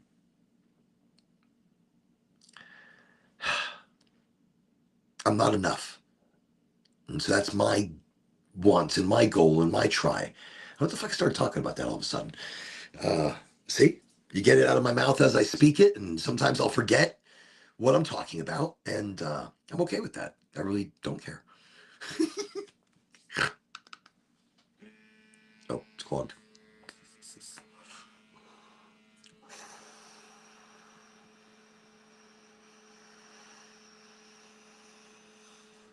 that's a big hit.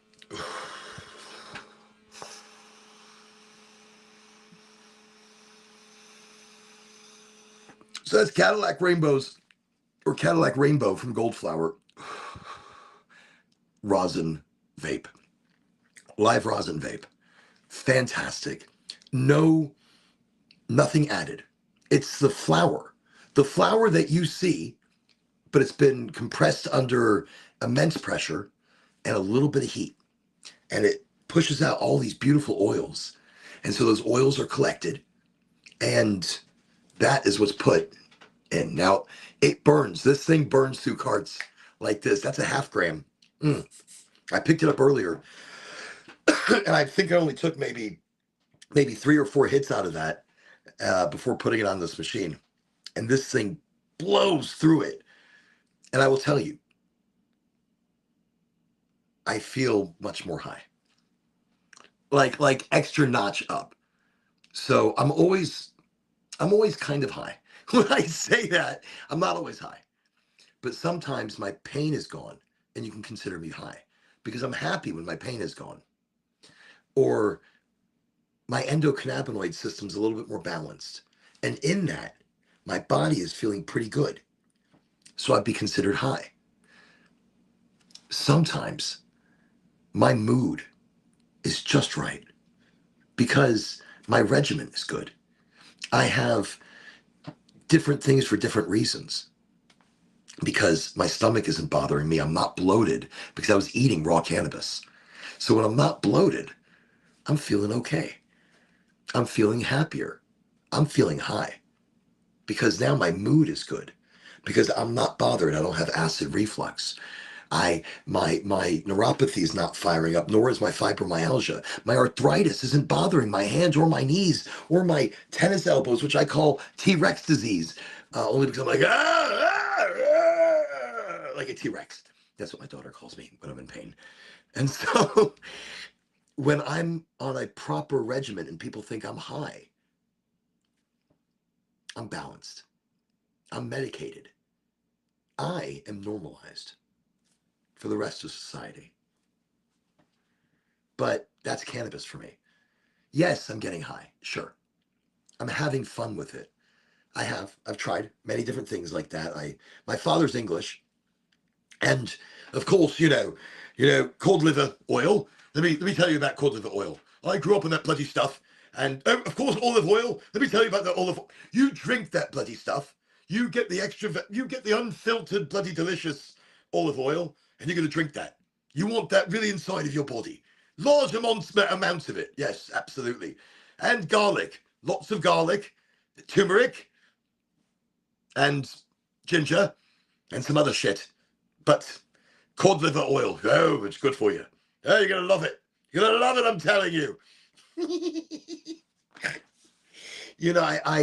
Yes, and so I eat cannabis raw. I used to get a lot of migraines.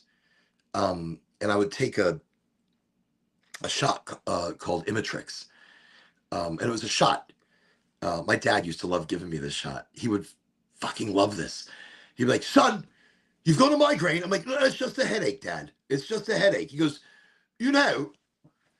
if you've got a bloody migraine, I've got the shot. I'm ready. Actually, he was more of a proper English. He is more of a proper English. He's not making him sound like a Cockney or whatever my accent is, but it doesn't matter. Who gives a shit? You're getting the point. And so it's, I've heard that. I have heard some beautiful things about that. That's why I love homeopathic medicine. So I was with this Imitrex, so he'd always threaten to give me the shot every time I've got a headache. I'm like, no, it's just a headache. It's going away, Dad. By the way, I want to show you, if you have a headache, bang, right like that. If you're getting a headache, bang your hands together with a little bit of force, okay? So if you start getting a headache, bang your hands together like this with a little bit of force. And it'll start moving things in your body so you don't get that rush of endorphin, or not endorphin, something's rushing up there, creating headaches or migraines. So, or to strengthen your organs, to start strengthening your body in the morning and strengthening your organs, just kind of give a good powerful punch into your hand, just like that, back and forth, a couple here and there. Do it 10 times on each side, and you're going to notice how it's going to start. Squeeze the pad between your thumb and pointer finger. Wait, pointer finger and the pad between your thumb and the pointer finger. It will stop the headache immediately. You see this? If I'm doing it wrong, then I'm doing it wrong. But this should stop the headache immediately. So when I used to get migraines, my dad would come with this shot, and I'd have to sit at the kitchen table. And he'd be like, all right, you want to put migraine? I'm like, yeah, I can't see straight. I'm not feeling well. I'm nauseous. I'm about to, the pain is so blinding that, the lights, I can't. I can't. So he's like, I got it. Here we go. So he'd take the shot, and he'd push out a little bit, and he'd be like, he goes, oh, yes, I think I'm doing it properly. I go, you think you are? He goes, yes, don't worry. There were no YouTube videos at the time. There was no YouTube videos to be like, this is how you do it. He was like, we're going to bloody figure it out, and I've got it. I don't need to bloody figure it. I'm English. This shit, I've got it. Let's go. So he'd do the shot. He'd pop. We'd pop a little air out. He goes, right, there's not too much air in there. I'm like, there's not supposed to be any air in there. He's like, right, good, I understand. Don't bloody tell me how to do it. I've got it. I laugh now because I'm still alive. So he'd come over, and I don't know where he learned this, but he was like, right, it's got to go directly into the leg. I'm like, into the leg. He goes, into the bloody leg, directly into the muscle. I'm like, really? That just doesn't seem right. And you, son, this is what I know. This is what I've been told. Into the bloody leg. This shot, the entire bloody thing. Boom, boom. Are you ready for this? Am I ready? I don't know if I'm ready. He's like, boom. I'm like, holy shit. Just like that. Not am I ready? Boom. There's no countdown. There's no let's talk about it. Let's ease into this shit. No, it's going to hurt. And I'm putting it as deep as I can. And that's what, I don't know, he hit bone. But he went deep in there. And then he did it. And then a big bubble would be, forming in my leg. Holy shit. That was frightening. And then my dad was like, well, no, I think that's normal. So we're going to massage that into the leg. That big bubble that's forming. Just we're going to massage it. So just massage the bubble a bit. So as I would be massaging the bubble, all of a sudden a huge rush of medication, and I would be a zombie for hours. Terrible stuff. So cannabis, it was a long story about fucking Imatrix, and my dad giving me shots, which he does love to do things like immediately. New Orleans in the French Quarter. I have a love of parrots and shirts and flowery stuff, and for some reason I seem to dress like Hawkeye Pierce a lot. Hawkeye Pierce is a character on MASH, and unbeknownst to me, I wake up and I pick clothing that looks very reminiscent to the stuff that he wore. Like, a Hawaiian shirt and tan or a green colored pant, cargo pant or something that could be misrepresented as something Army-esque. Yeah, I don't even know how the hell that happens. It's a crazy thing. I don't even know why I'm talking about that now. Right. Moving on. Fantastic.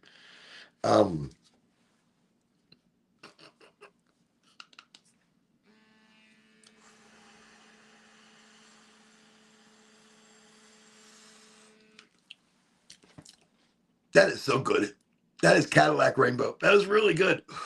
Tonight I have tried 3 different things. I had the Roseanne. I keep thinking rock. I can hear it in my head. It's like, Roxanne, you don't have to put on a red light. You don't have to worry. You don't have to walk the streets tonight. Roxanne. Ooh.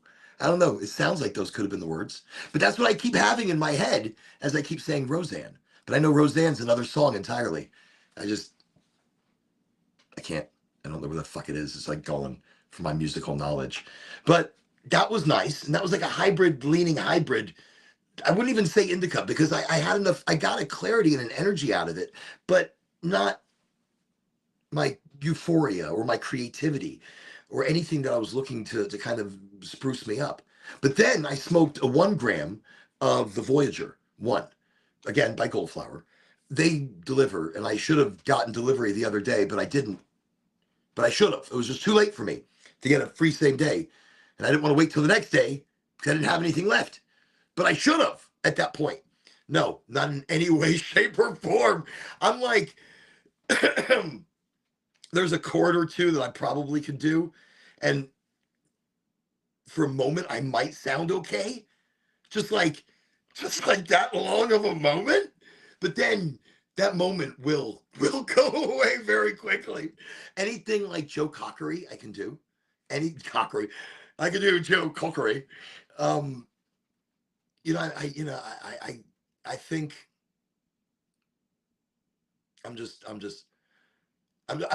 it's so funny when you try to think music and you're trying to, and you just think absolutely nothing at all. Joe Cocker. And you're like, who's Joe Cocker? Like, what would you do if I sang out of tune? Would you stand up and walk out of me? Something like that. Lend me your ear and I'll sing you a song. And I'll try not to sing out of key. Woo. I think the older I'm getting, the better I'm sounding because I don't give a shit anymore. Like, I think music is letting go of your assumption of music, letting go of your assumption of sounding good and sounding bad, and instead just sounding, being you, loving the music, loving the vibe, loving a frequency, being that as part of your life. I think music is life changing, and people change in their lives and become more because of music sometimes. Music with age, your voice matures. Mine has. I've always had a deep voice, like a deep voice. Like I was a DJ for many years. And as a DJ, my voice was pretty deep, but it lacked something. It lacked age. I think the biggest problem is it was just never one voice. And then my voices are not just a voice. Because if it's just a voice, then okay, I'm okay with it. But it's not. It's like a whole personality. Because the next voice starts to talk, and it's not. I think. I mean, but there's no personalities that I feel behind them. But they change in their presentation. The voice is not just a voice. The voice is so much more. And so with age, the singing voice, I guess, it's gotten better out of the shower. Like the shower used to be the only place the voice could be tolerable. And there were a few Nickelback songs that I could sing really well. Or Chad Krogery.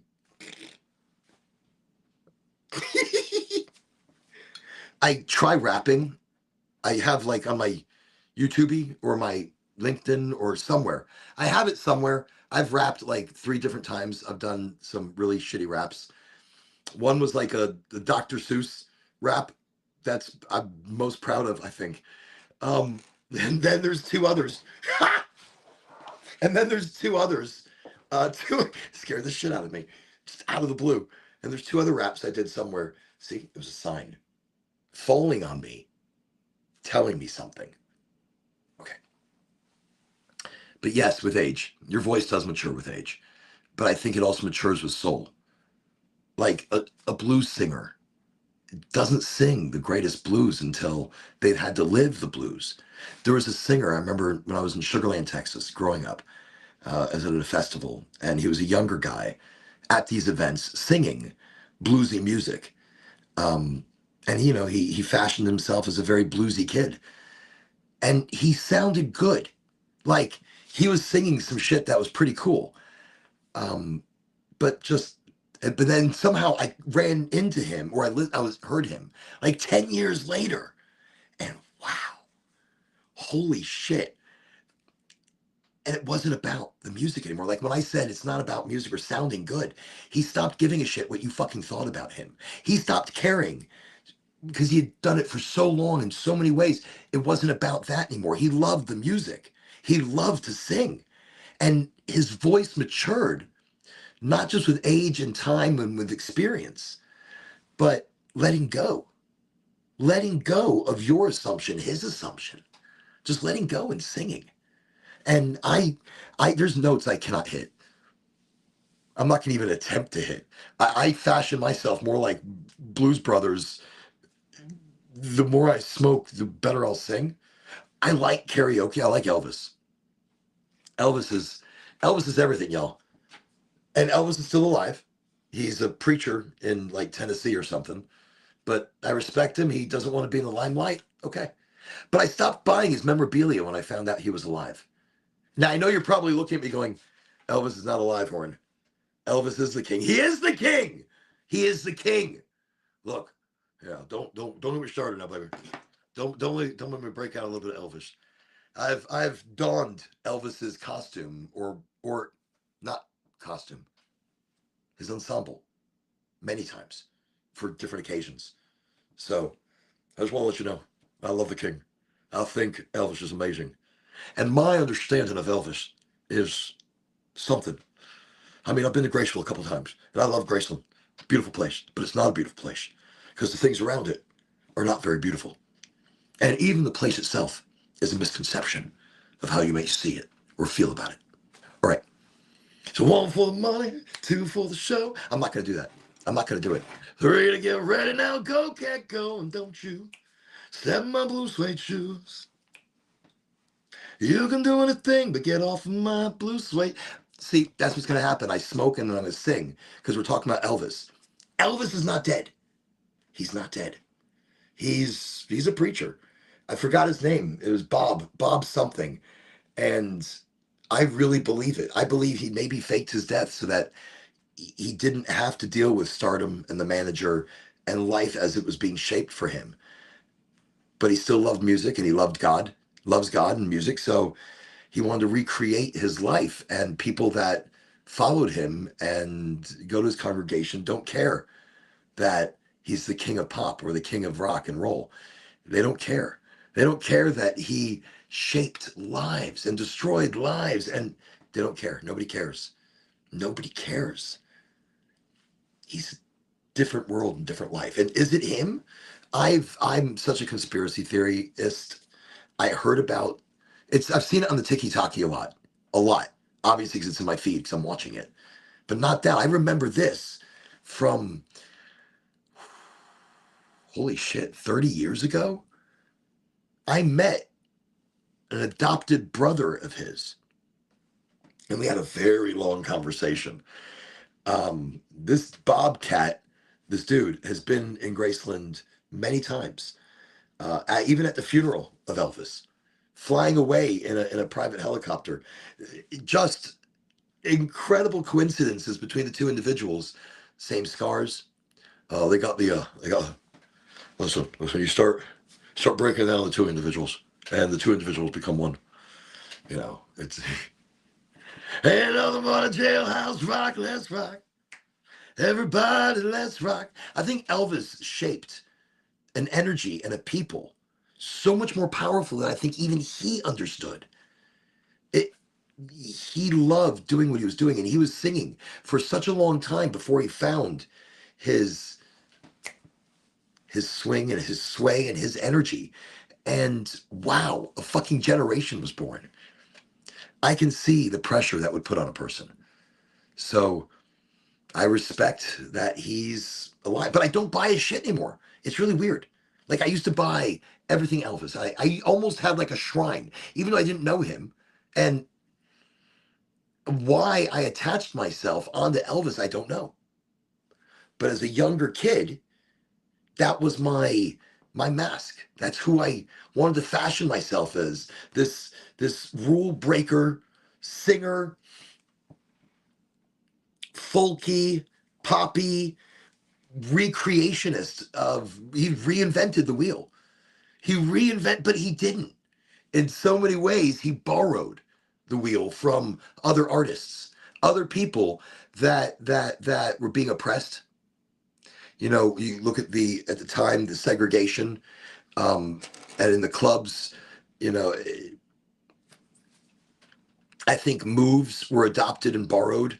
I think sounds and sways, but it's also in the adaptation of music, and it's in the change and the evolution of music.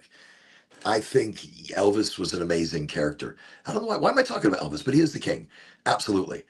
Been to Graceland a few times. I stayed in the hotel right across the street. And it's I think it's like the Graceland Hotel. I don't know. That may not be. It's like right across the street. It's got these two I don't know why the fuck I'm talking like this right now. It's got two airplanes, I think, in the backyard.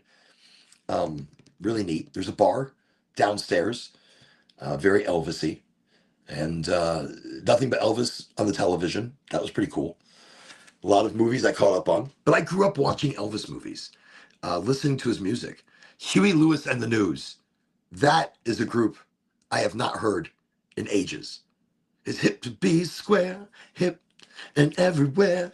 Woo! Oh yeah! I'm gonna have to go find some Huey Lewis in the News. Holy shit! I am so excited now. There were so many great songs. Fucking wow! Seriously, like Hall and Oates. Holy shit! I'm going on a music adventure tonight. I love the heart of rock.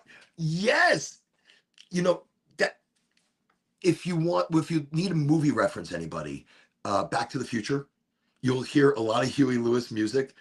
Um, I don't, you know, it's not just the heart of rock and roll, which, yes, again, amazing. That's fantastic, Nick. Awesome. I've spoken to people and I've said names like that. They're just coming out of my mouth. They're like, who? What? Huh? Huey?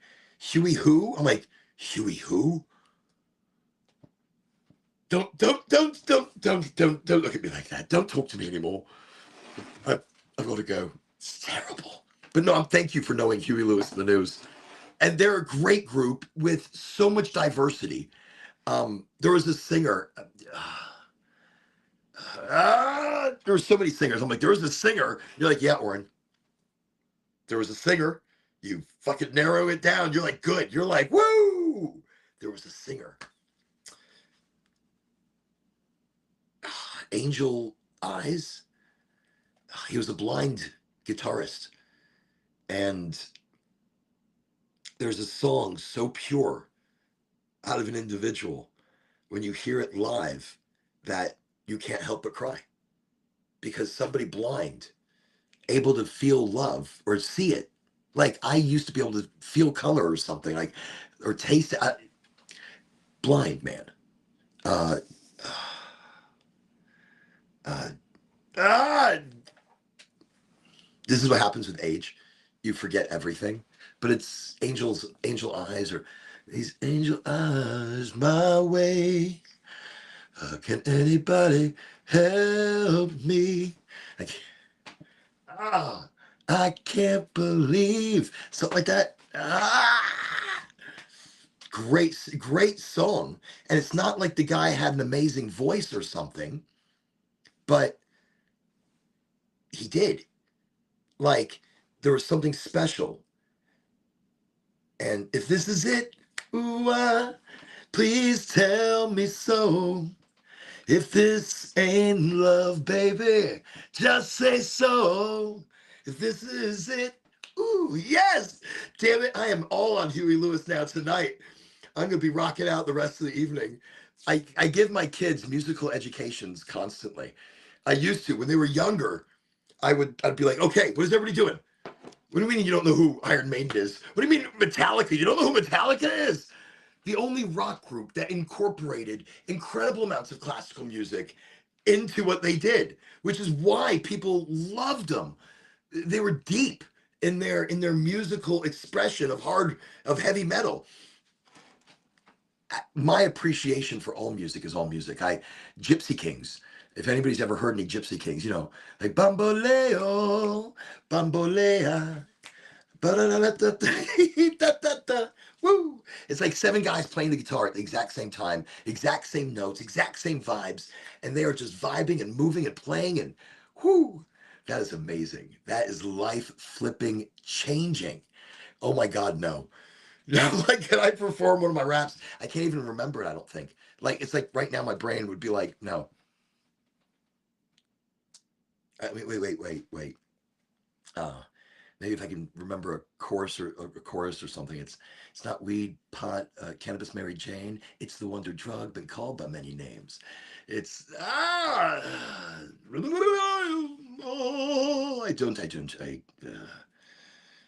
something. I'll have to think about it for a second. It'll probably pop to me. It's like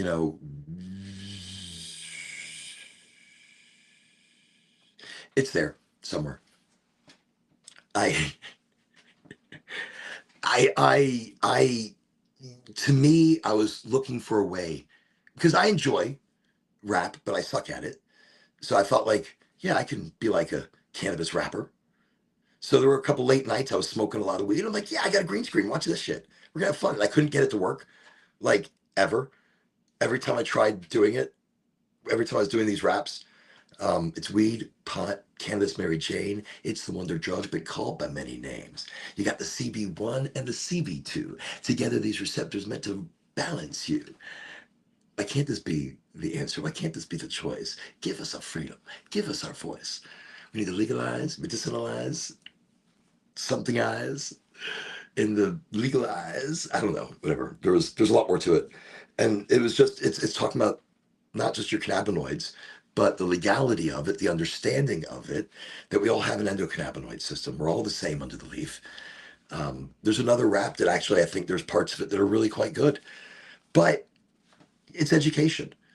And me in education, to me, I want a way for people to understand there's more to cannabis than just getting high. I had a conversation with somebody today, and they were like, "Look, it's orange, but it used to be just about getting high, and now when you watch people on a podcast, they're just about getting high." I'm like, "Yeah, but in that getting high, they are healing themselves. In that getting high, they're becoming more than just themselves. It's not just ooh, I'm high, I'm lifted." Yes. And also the blocks of life are off for a little while. I'm high, I'm lifted, I'm also not feeling the pain in my body. My mind is feeling straight. I'm a little more talkative, a little more conversational. I find things that are more funny again because I'm not feeling the weight and the stress and the chatter of life. So even just getting high, you are working on the brain as well. Look, mental health is a big deal. And sometimes smoking a joint can solve a lot of problems. Gives you a chance to assimilate feelings, gives you a chance to assimilate the situation that you are in. And sometimes you can see better things after you've had a joint. I know sometimes the world smells better to me after I'm high. Um, it's not necessarily that I'm hungry, but I love crunchy, cheesy, chewy. That's my want when I'm usually high. I want crunchy. I want it cheesy. I want a little chew, maybe a little bite. It's about texture. It's about flavor. It's about a combination of things that are not just let me just eat, but let me eat and taste and feel. And I'm not just consuming. I'm not just going to shove something down my throat. I don't do fast food. I haven't eaten Mickey, blah, blah, blah, or Burger Ka, any of those people in a very long time. I mean, do I eat fast food? I mean, like BurgerFi and that delicious fucking CEO burger that they have with Wagyu and some other shit happening there. Beautiful. Or a good smash burger. Hell yeah. Anything with quality ingredients, I don't really completely consider fast food. But then, even then, it's fast food. So, okay. So I bite my words. Um, right. Exactly. Exactly. But it's flavor, taste, and things like that. So it's not necessarily that I'm hungry, but now I'm able to taste it for the first time differently. Like people say, oh my God, it's like the best burger I've ever eaten, or the best shake I've ever had, or it's not. It's now you're also opening up different taste buds with the terpenes. The terpenes that are present in the cannabis that you're smoking or eating or using the vapey vape, the rosin. Ooh, there it goes.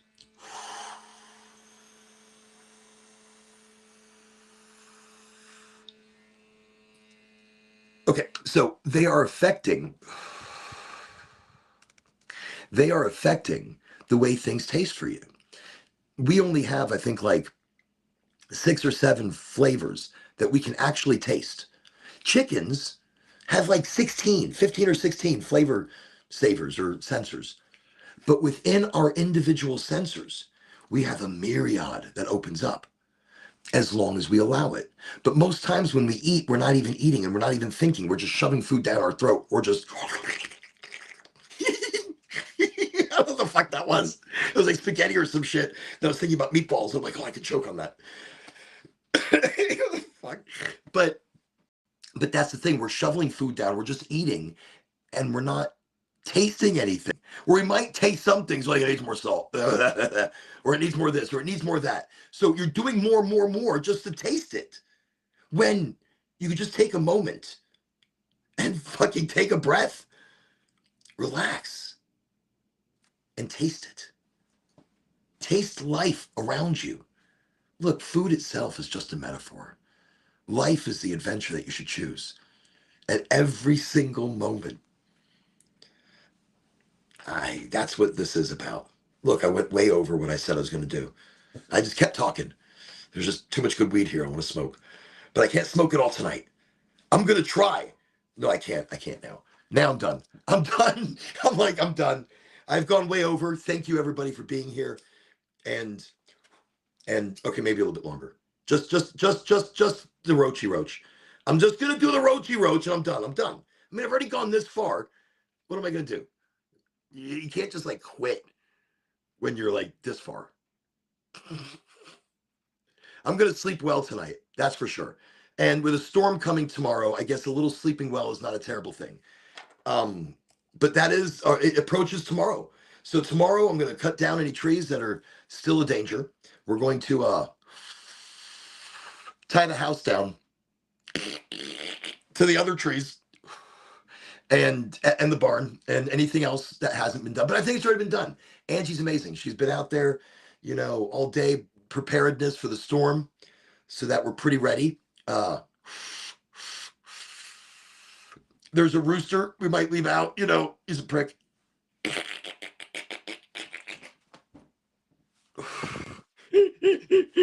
A real cock. So we're gonna leave him out. And no, that'd be terrible. He'll survive though, and he'll just be angrier. He'd be like, I see what you did. I can hide under the barn. I know where to go. I'm not a stupid rooster. I see what you did. You left my cage open. I know where to go.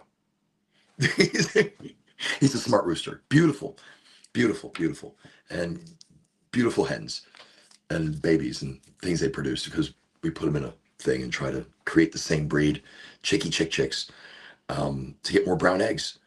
Love eggs and things. I grew up my whole life thinking eggs were bad. And I was told my whole life that eggs are bad for you. And quite the contrary. Eggs are fantastic for your body and for your system. Great for digestion. Great in so many different dishes. Oh, don't even get me started.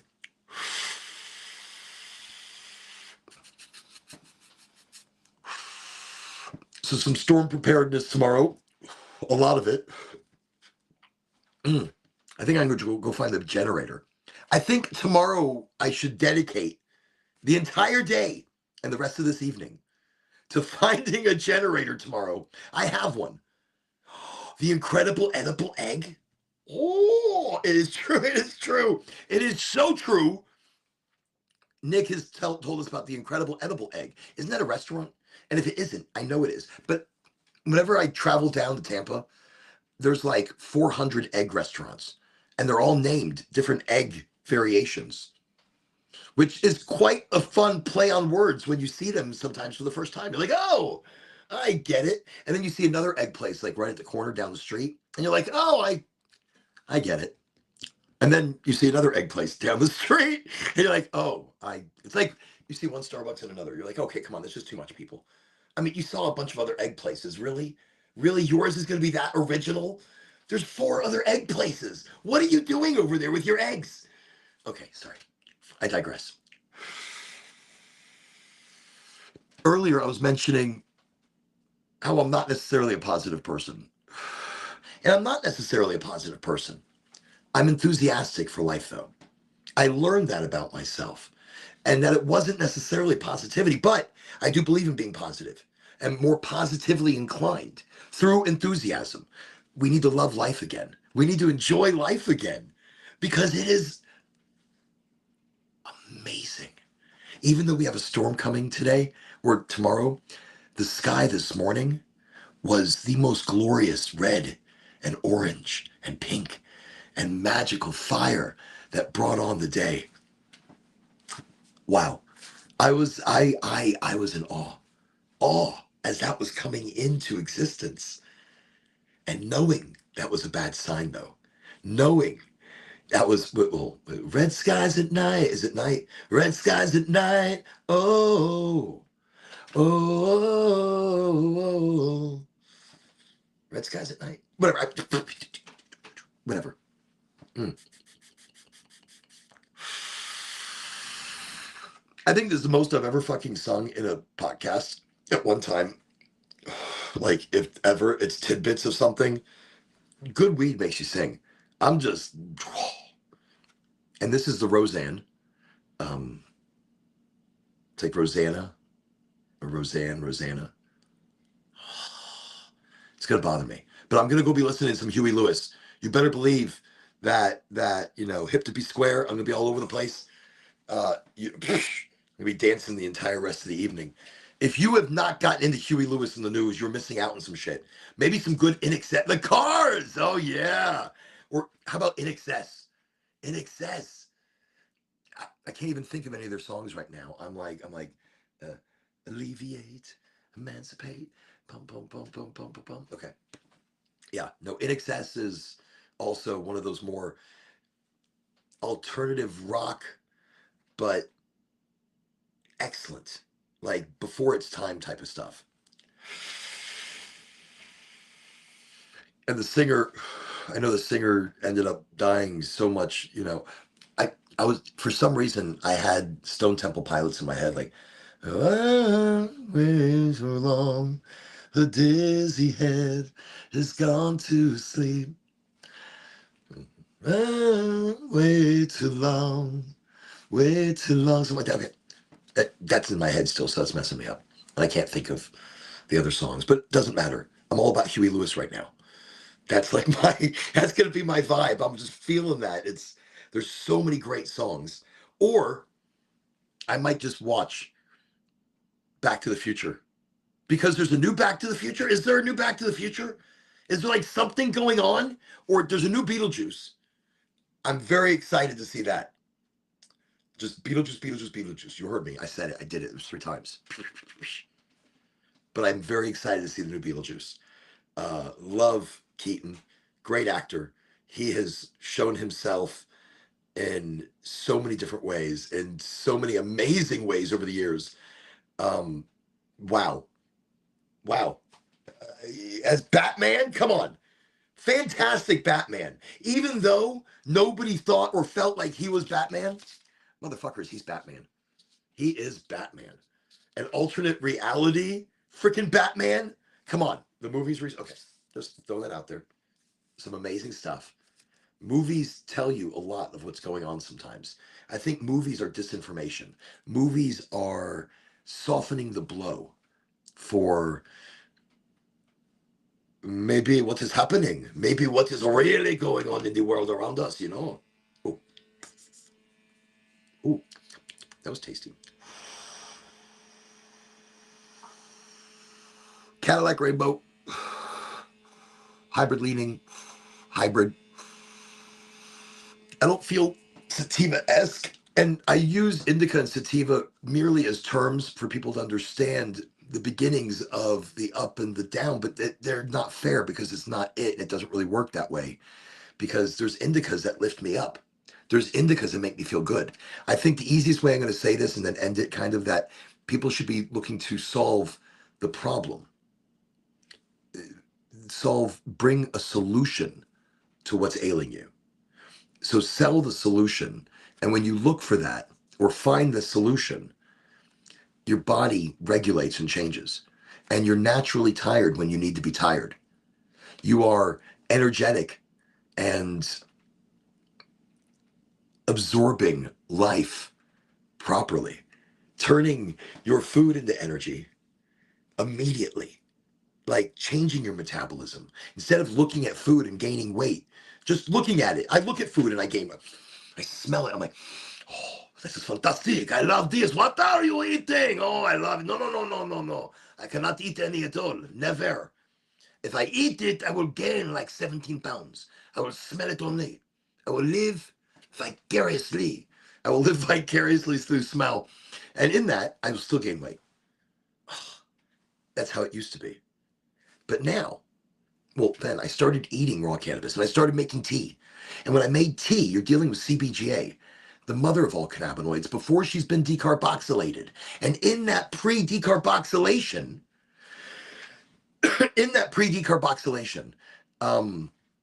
you are getting amazing things into the body that are changing your metabolism. They're changing your stomach. They're healing your stomach, which is also changing the way your body's processing that food. Remember, your body is a temple. It matters what you put in there. So you better be smoking good weed, because if you're not, it's gonna fuck up your brain. Any chemicals they haven't gotten out, any spraying they might have done. You want organic. You want living soil, and you want hand trimmed. And there's reasons behind every single one of those things I said. Reasons behind all of them that make it. That's why you do it that way. Simple. I'm about keeping things simple. This has been an awesome show because I feel it's been awesome. The energy from y'all and Nick, great conversation. You're right, the cars. You know, I don't wasting all my time.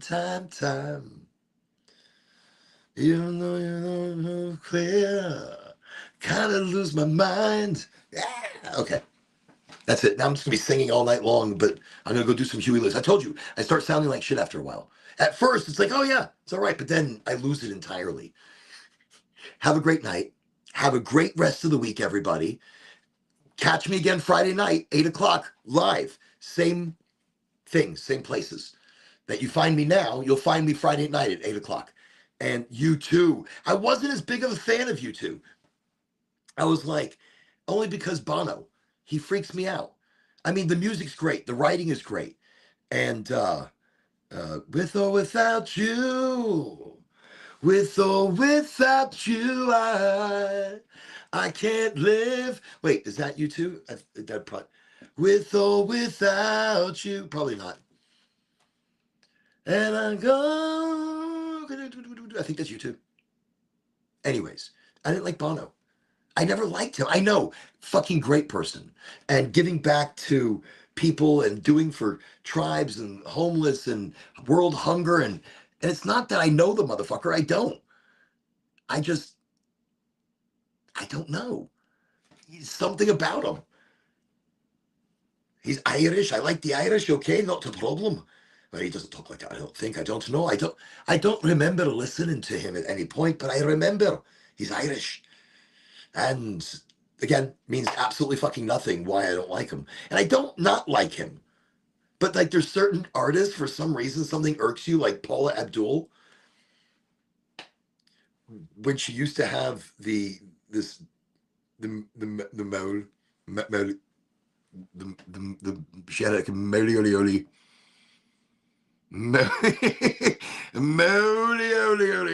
a big mole and but she had fun music. And back in the day, this is a long time ago, that dates me a bit, but Paula Abdul back in the day, she was rocking that shit. And then it disappeared, the mole. And then she changed a little bit, but I still kept seeing the mole in my head. Same with Celine Dion. No. Who is it? I don't know. Maybe it's Celine Dion. I feel crazy sometimes. I don't know. My mother, she used to know all these people, and I think she was on a boat with someone. My mom called me. All right, personal secret of family. Not family, secret. It's not a fucking secret. My mom's passed, so I guess anything I fucking say, I say. But she called me once, from Israel, and she was in Eilat, Netanya. She was in Netanya, Israel, which is a beautiful beach town. that's getting bombed constantly right now, but beautiful fucking beach town. And she calls me. Um, God, this is, well, she was still alive. She was the most amazing woman in the world.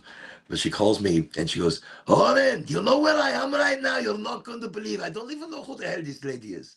Okay, I'm in bed with this lady, this lady of Gaga. Do you know who this is? Do you know who this is, Oren? I'm like, I have no, what are you talking about? She goes, Oren, right now, she says, look, everybody knows who she is. She says everybody, but tonight we've been drinking a little bit and we sing together, we dance together. She has amazing style. I tell you something, this lady of Gaga, beautiful style. I love everything she does. Me and her, we are like together. We are like, like sisters. I tell you, it's fantastic. I don't even know who the hell she is, but I love her and she loves me. We love each other. I'm like, where are you? What is going on? You're in bed with Lady Gaga? She goes, yes, the Lady Gaga. Beautiful, fine, great. And big singer. Yalla, you know who this is, right? You know who this is. And I'm like, Mom, I never doubt you and what you say. That sounds crazy. She goes, okay, fine, great. Okay, whatever you say. You don't, he doesn't know anything, my son. Stupid, I tell you sometimes. And she hangs up on me. One time, I'm on a boat. You know this, the rhythm is gonna get you. Rhythm is gonna get you. Rhythm is gonna get you tonight. Woo! Holy shit, I'm like going back musically tonight. I can't remember the names of the artists, but she was on a boat with her and her husband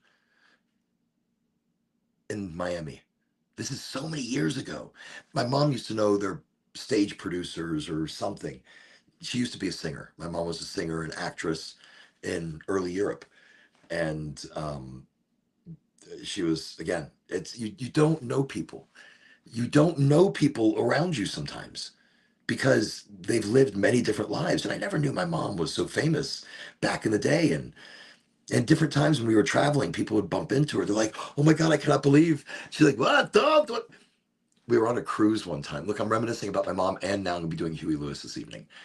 But we were on a cruise, and the Platters, I want to say, or only you can make me feel, something like that. But it was like only one surviving member, and he wasn't surviving a lot, or two surviving members of the four. One of these groups, very old group.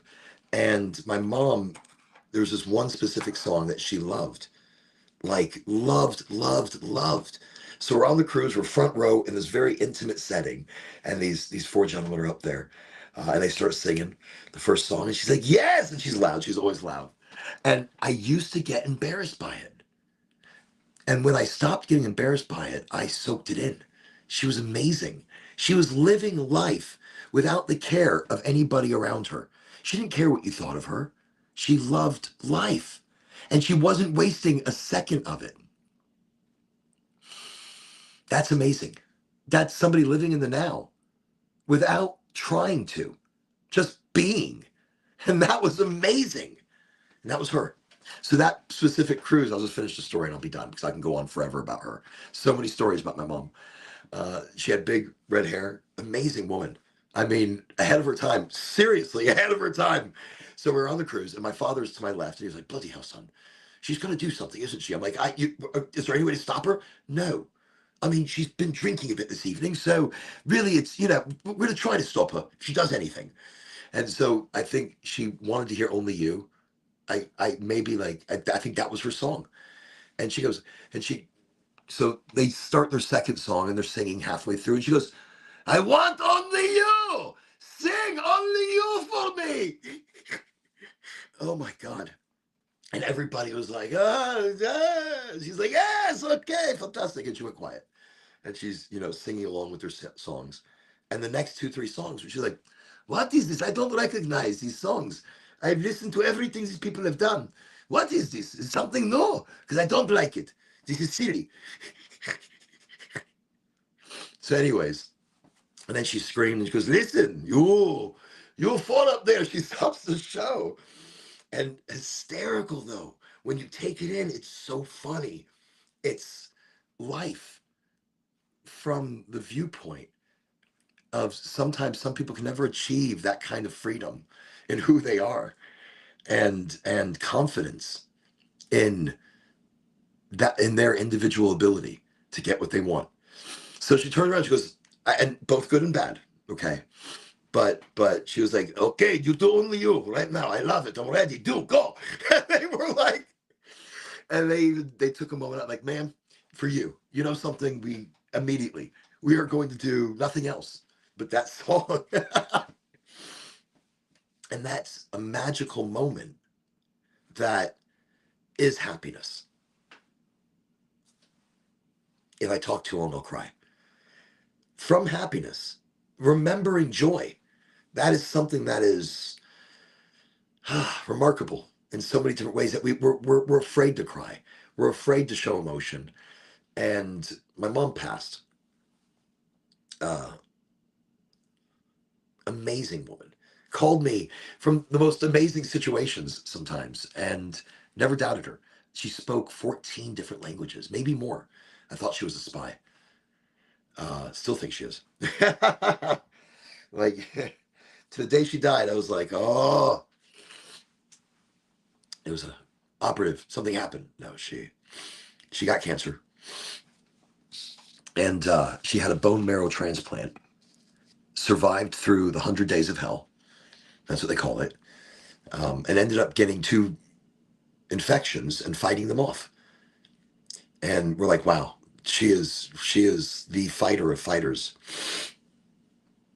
We made a lot of plans to relive life, to reinvent it, to appreciate every moment, because every day is a gift. And we exhaust that gift. We ignore it. We dwell on shit in the past when we shouldn't. We think about too much of what people think of us. When we stop doing that, how much our lives change. Because, you're too worried thinking about yourself or your own self-confidence. And if you're judging anybody, then you're unhappy about something with yourself. Sometimes you just have to let go of it all. Maybe that's the simplest thing. Still have it, it's still there, but pick and choose through it and decide really what's authentic, what's real, what's you, what do you want to be part of? Yeah, I think that's it. I think that's the way to end it. I'm going to go listen to some music and continue an awesome evening. You all have an amazing one. I'll see you Friday night, 8 o'clock. Highly motivated. I know I am. I'm super kind of excited to see what the storm brings. And I'm not. I don't want to be excited like that. I'm excited to see how quickly it passes through, how there's as little damage as possible. And I'm pushing for as little energy. So it's not going to manifest any energy. I'm going to suck it. And I'm going to use it for Friday's show, which I have no idea what the hell I'm talking about. I don't care. So just come for the smoke sesh, come for the talk, come for the chit chat. Listen to us now, listen to us later. Thank you for joining us.